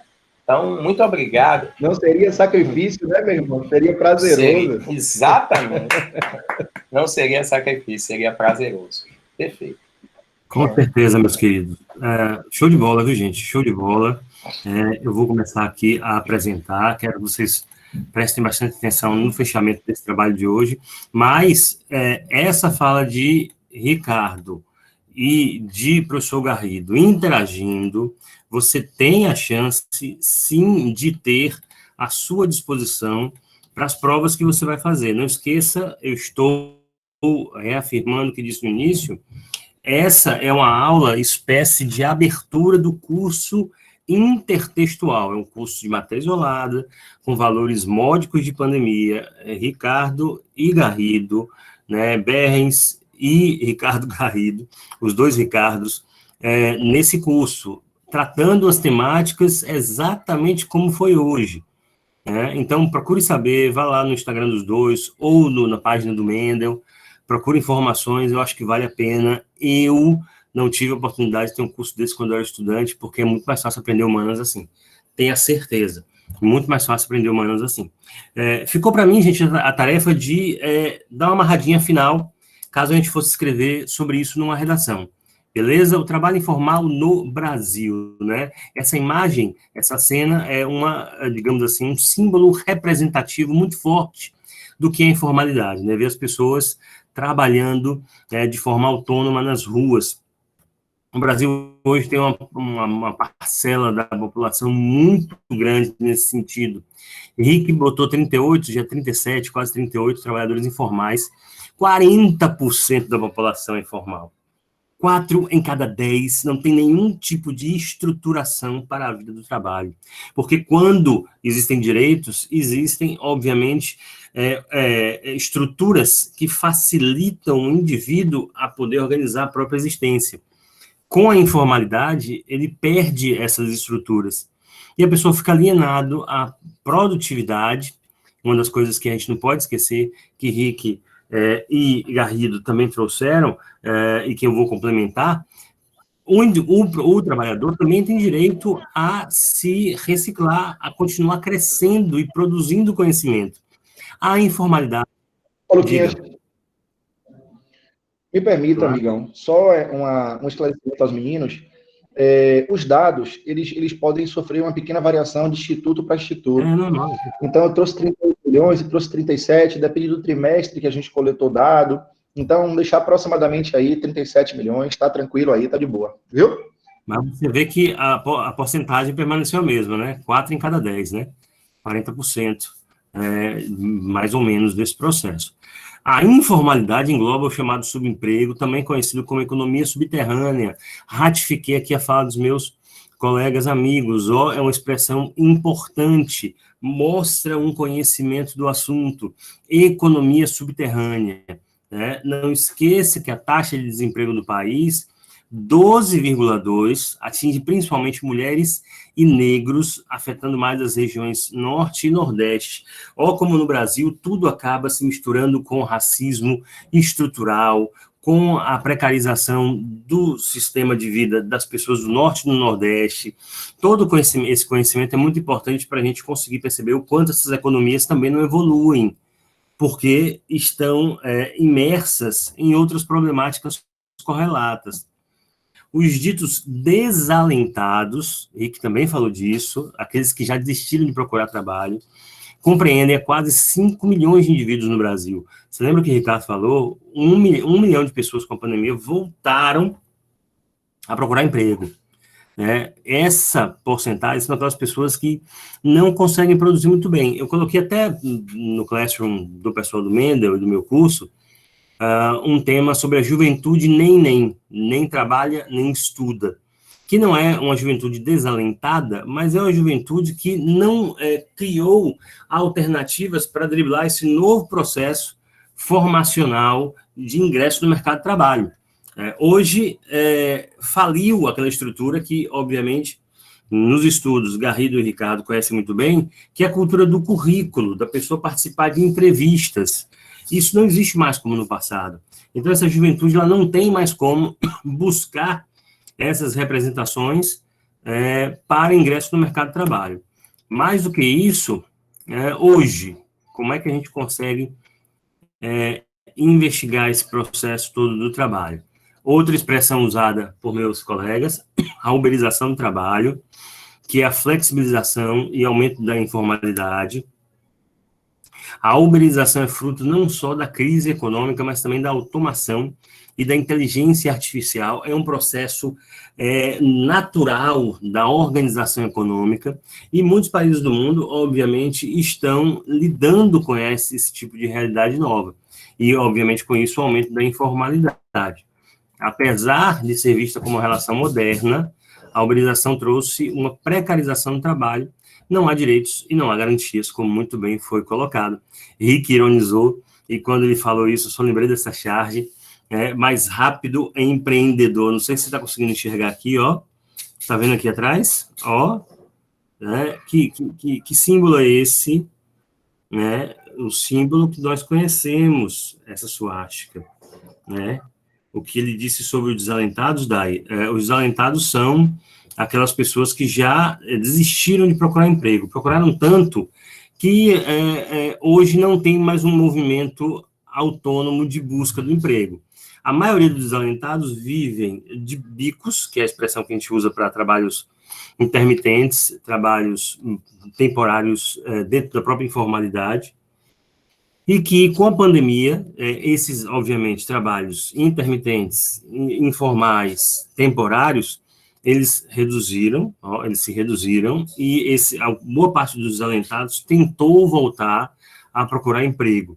Então, é um grupo, Dai, que assim, é o pior grupo do sistema econômico, porque é aquele que já tentou, não conseguiu se encaixar, e fica rondando a informalidade, sem conseguir se encaixar em nenhum tipo de produção trabalhista, do que a gente conhece. Então, veja, mais rápido é empreendedor. É uma grande ironia da cultura capitalista dizer que uma pessoa que é obrigada a trabalhar por produção, sem nenhum direito, ela é empreendedora. O que você acha de ser seu próprio patrão? Como disse, como tem a carta que o Rick trouxe, dormir, fazer as coisas que você quiser, o cara disse, eu não durmo. Isso e a sem pandemia falar... precarizou muito mais, Viu, Lucas? Perdão. Aí, isso sem falar, esse exemplo que você traz é bem interessante dos entregadores, do iFood, etc., do Rappi, do Uber Eats. A quantidade de acidentes vai aumentar, porque oferecem a essas pessoas bônus por entrega. Rapaz, é um negócio absurdo. Aí eles ficam se jogando na frente de automóveis, etc. e tal, para poder chegar mais rápido ao local, para ganhar por produtividade, porque quanto mais ele entrega, mais ele ganha.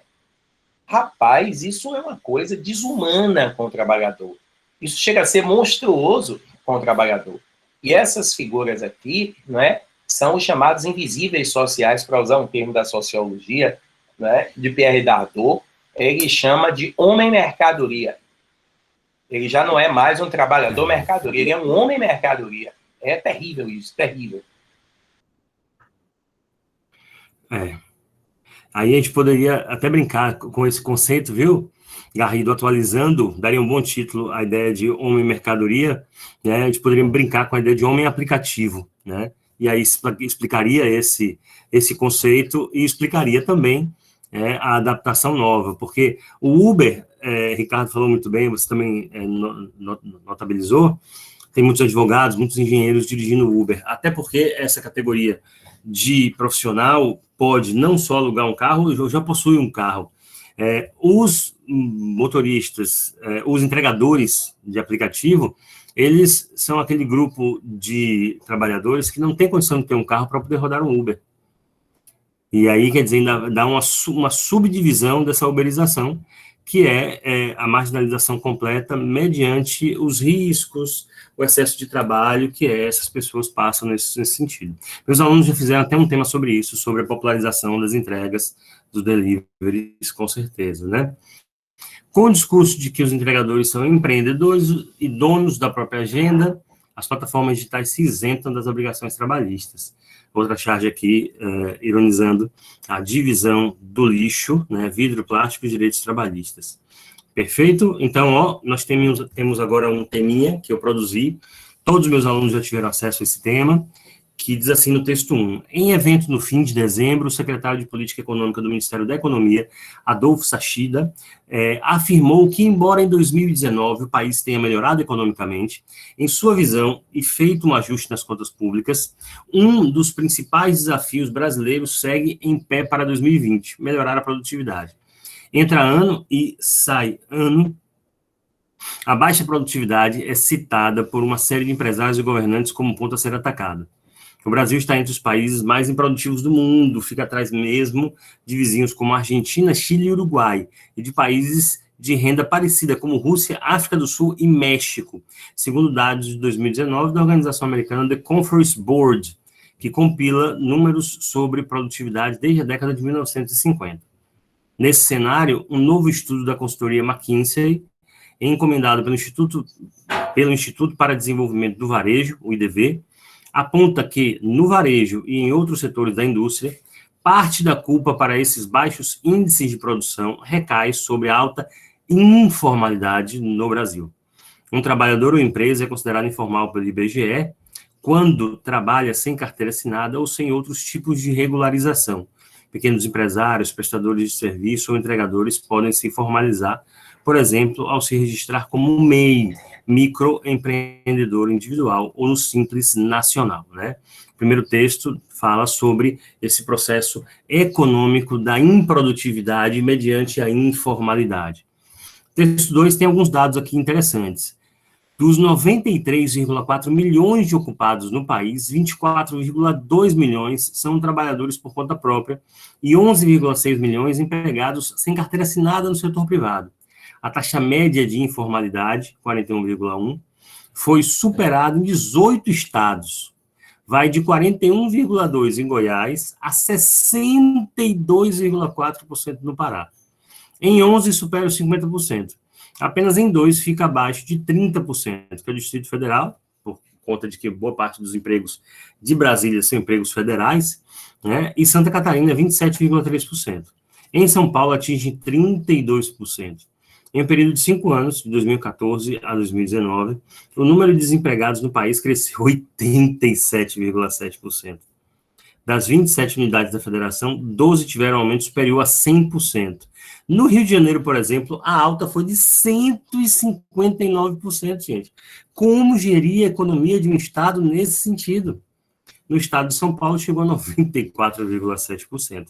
Olha o Sudeste sofrendo com o aumento do desemprego, né? Vamos lá. Texto 3, outra chargezinha aí, Rick adora charges, Garrido também. Os empreendedores, chega de coitadismo, todo trabalho é honrado.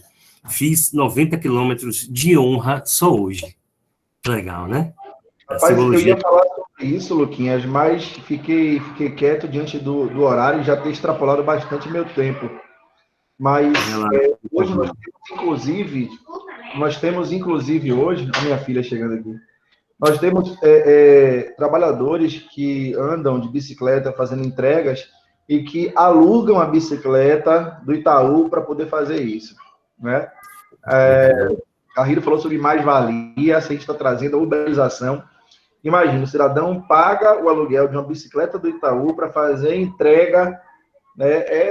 É uma situação terrível e que alguns insistem em dizer que isso é empreendedorismo. Jesus Cristo.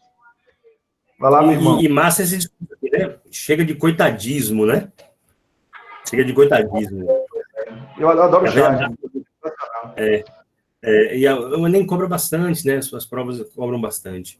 Vamos ver aqui o tema, pessoas, as pessoas em situação de trabalho informal no Brasil. Mediante o nosso planejamento, os estudantes que estão na sala, que são meus estudantes, já foram e conhecem meu trabalho, aqui tem claramente As pessoas em situação de trabalho informal é o tema central. O Brasil é o nosso lindo delimitador. Vamos lá para o nosso plano de texto, né? As pessoas em situação de trabalho informal no Brasil, setinha para cima, setinha para baixo.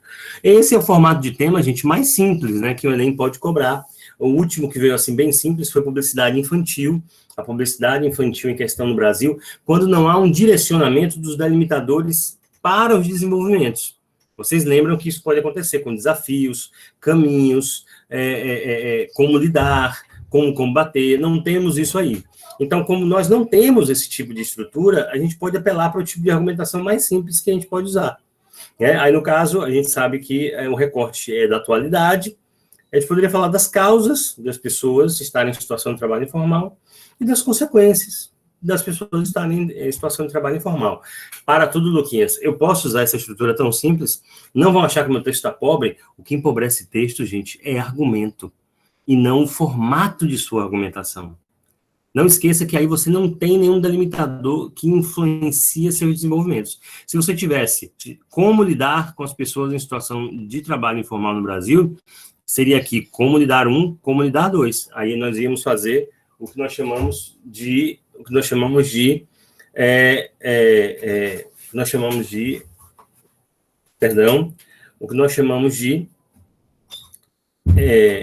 como lidar 1, como lidar 2, o argumento técnico e o argumento humano. Mas aqui a gente não precisaria disso, sairia tranquilo. Ó. Uma das causas, modernização das leis, bem entre aspas, né? Porque as leis só, obviamente... Mari, que legal, né, Mari? Obviamente, essa modernização não acontece de forma moderna, de fato. Outra causa é o crescimento do modelo neoliberal. Também podemos falar sobre a cultura do empreendedorismo, né? A tentativa de manipulação do discurso de que empreender tem como principal máxima a informalidade e a desconexão completa com os direitos trabalhistas, né? Empreendedorismo, Lucas, virou matéria de algumas escolas. É como se o cidadão nascesse com o dom natural de ser empreendedor. Isso é uma loucura. Tem pessoas que são empreendedores e são felizes, tem pessoas que não são empreendedores e são felizes, como eu, por exemplo. É uma loucura isso. Garrido, isso é perfil pessoal. Você sabe que eu tenho um aluno de terceiro ano, que, assim, no início do ano eu faço aquela primeira aula, eu pergunto o que os estudantes vão fazer, né, e estudar. Aí um aluno, no ano passado, né, eu disse, e aí, meu velho, você vai fazer o quê? Eu não vou fazer faculdade não, Lucas, eu vou empreender. Eu disse, como é, filho? Eu não vou fazer faculdade não, eu vou empreender. Eu pergunto assim, você acha que é mais fácil você empreender com um curso de nível superior ou sem um curso de nível superior? Aí, não, Bill Gates e Steve Jobs não terminaram a faculdade. Eu disse, mas eles foram lá. Eles foram até lá. Gente, é engraçado como estamos vivendo numa cultura da diminuição do conhecimento. A gente não pode cair nessa. Meus estudantes que estão aqui nessa sala agora, que talvez alguns serão meus estudantes apenas hoje, né, e ouviram essa aula belíssima de Ricardo e de Garrido. Gente, esses caras têm anos estudando para falar o que eles falam. Eu tenho anos estudando para poder falar o que eu estou falando. Como que isso pode ser desconsiderado na perspectiva de empreender? Por causa desse conhecimento, talvez é que nós tenhamos mais capacidade de empreender. Garrido diz que não empreende, mas ele empreende todo dia. Na hora que ele vai para a sala de aula, ele aprende ou organiza uma forma diferente de transmitir um conhecimento. Esses slides aí hoje que você apresentou, Garrido, da forma que você apresentou, com esse programinha, fazendo tudo que você faz na sala, tentando reproduzir ao máximo o seu quadro, os grifos, isso é empreender. Isso é você ter construído uma coisa nova. Eu duvido que você tenha dado aula pela internet, como você fez agora na pandemia, a quantidade de tempo que você fez. Todos nós empreendemos, mas o que é a cultura do empreendedorismo? Na nossa construção manipulativa de realidades, é tentar afastar os direitos, né, dessa capacidade empreendedora, e que não tem nada a ver uma coisa com a outra. O indivíduo pode empreender, ser empregado de uma boa empresa, de uma firma, empreender para a firma, empreender para a sociedade, ou ele pode simplesmente ser um trabalhador informal e goste de trabalhar daquele jeito, mas que aquele tipo de trabalho não desestruture sua vida e faça com que ele perca a sua saúde. O que nós estamos vendo é o empreendedorismo da morte, só se for, né? Menos produtividade, menos impostos, as consequências, nós temos a uberização, é uma expressão que é muito interessante para usar em texto, e um inchaço do sistema de saúde pública. O que eu acabei de falar, se o profissional ele se desestrutura em sua saúde, ele onera o Estado. Gente, vocês não têm ideia o estudo que pode ser feito. Quem estuda no Mendel tem o prazer de ser aluno de Gustavo Araújo, que é professor de Sociologia, que é especialista pela UFBA em saúde coletiva pública. E ele fala, Lucas, você não tem ideia da quantidade de estudos que você consegue prever o quanto se gasta na saúde pública por falta de autocuidado e de organização social. A uberização está inchando o sistema de saúde pública. Quer dizer, como se já não tivesse um processo de inchaço, não é verdade? Olha o repertório aqui inicial que a gente pode começar. 1º de maio, meus queridos Rick e Garrido, é uma marca minha, meus estudantes sabem, um excelente repertório é você usar datas comemorativas. Começa o texto dizendo, em todo o planeta, o dia 1º de maio, por conta de todo um processo histórico, comemora-se o Dia do Trabalho, que serve não só de mecanismo de reivindicação para melhores estruturas trabalhistas, mas para lembrar das conquistas que já foram feitas até hoje. Ponto. Vai embora. E aí você tem esse repertório com data comemorativa. O trabalho dignifica o homem. Olha o que eu sempre digo para vocês, não se deve usar nas nossas redações provérbios, frases feitas, ditados populares. Quando você faz referência a um tipo de estrutura pronta, só é interessante repertório quando você desconstrói.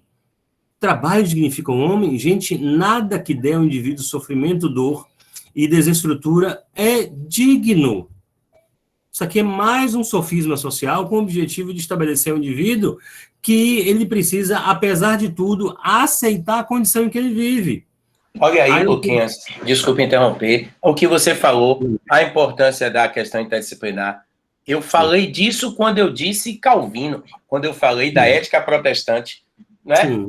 Para a desconstrução dessa ideia de que trabalho dignifica, porque o trabalho no capitalismo é uma tortura, não é um instrumento de prazer, e, portanto, não é dignificador ser torturado, a não ser que você seja masoquista.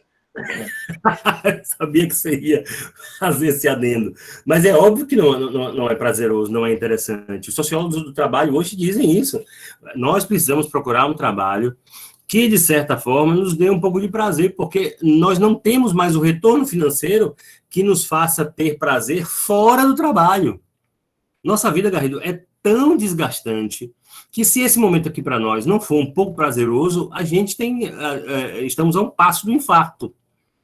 Quando eu me despeço dos meus alunos no final do ano, eu digo a eles sempre, meus queridos, eu desejo a vocês que vocês tenham prazer no trabalho, similar ou igual ao que eu tenho quando eu saio daqui todos os dias, de uma sala de aula. Eu gosto muito de fazer isso. É claro que eu sei que eu deveria ganhar mais, mas meu pai e minha educação me deram a capacidade de criar um mantra que é: eu nunca vou ganhar o que eu mereço, mas eu preciso ganhar mais do que eu preciso para poder minha vida ser estruturada e a gente conseguir viver bem. Mas é um prazer enorme fazer o que eu faço. É isso que as pessoas precisam buscar. Sabe por quê? Porque já é torturante o engarrafamento, o aumento de preços, as injustiças, né? Precisa fazer sentido de alguma forma.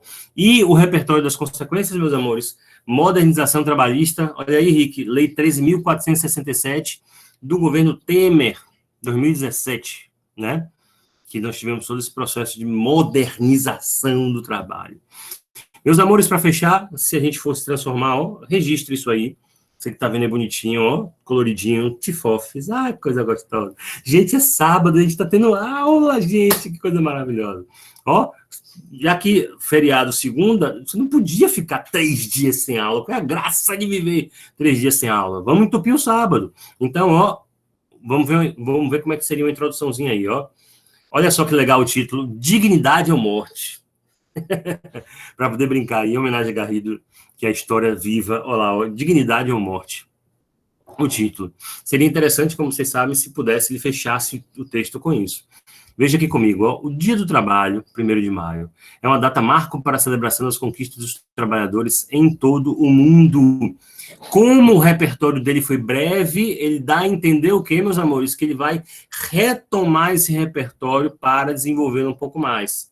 Ele pode fazer isso se ele quiser, porque foi muito breve na abordagem. Entretanto, apesar do objetivo, esse dia vem perdendo a força e a representação, sobretudo no Brasil, pela ineficácia estatal de manter os direitos das atividades trabalhistas, evitando os ofícios informais. De verde escuro temos a tese, meus amores, né? A tese que teve como característica a atribuição de responsabilidade ao Estado pela situação. E de verde claro nós temos a justificativa da tese, que vai reaparecer na nossa proposta de intervenção. Na sequência, de negrito, nós temos o projeto.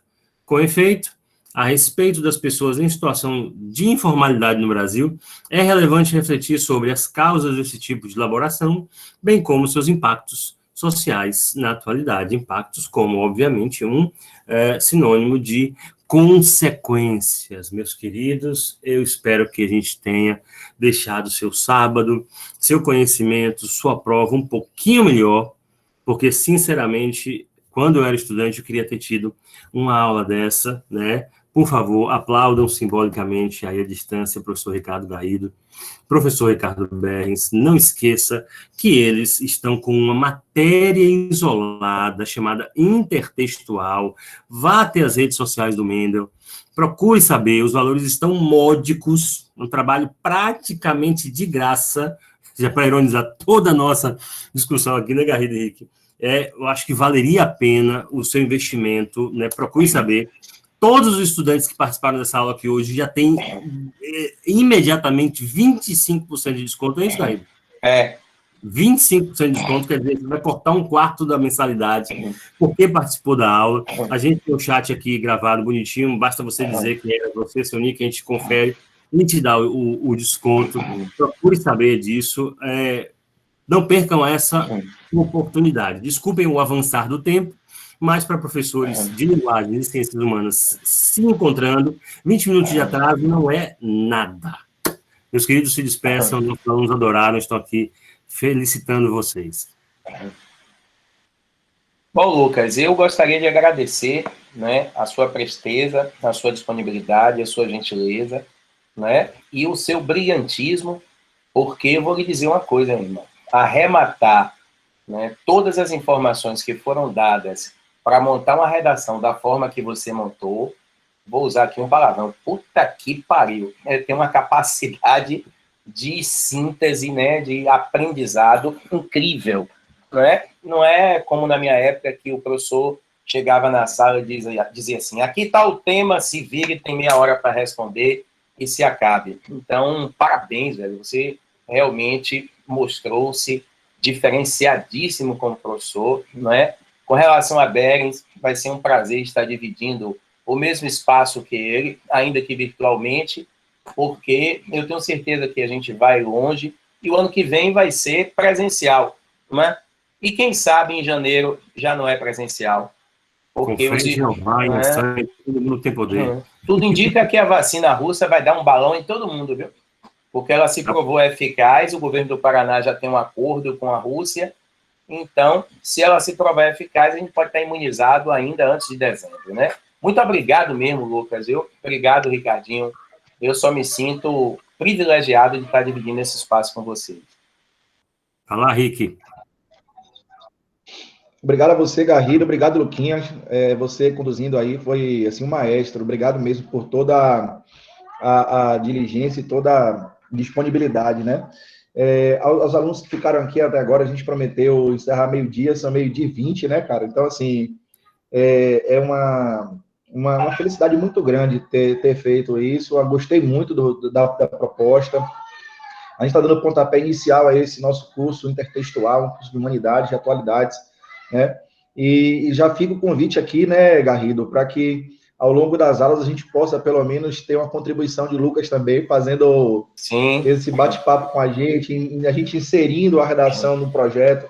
Eu acho que a gente ganha, os alunos também ganham com isso, né? Então, foi muito bacana. Obrigado a todos que ficaram até agora aí nos ouvindo e participando. A participação pelo chat ela foi muito bacana, né? Que bom, a coisa funciona assim. Obrigado, gente. Só lembrando rapidinho, mais um detalhe, que a aula da quinta-feira também é aberta. É a última aula aberta que a gente vai ter.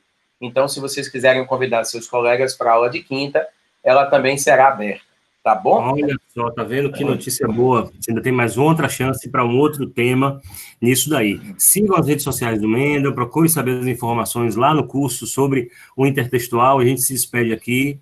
Bom sábado, gente. Bom feriado. Um beijo, obrigado. Até a próxima. Com fé em Deus. Tchau. Tchau, tchau. Tchau, pessoal. Tchau, tchau, gente. Fiquem em paz. Protejam-se.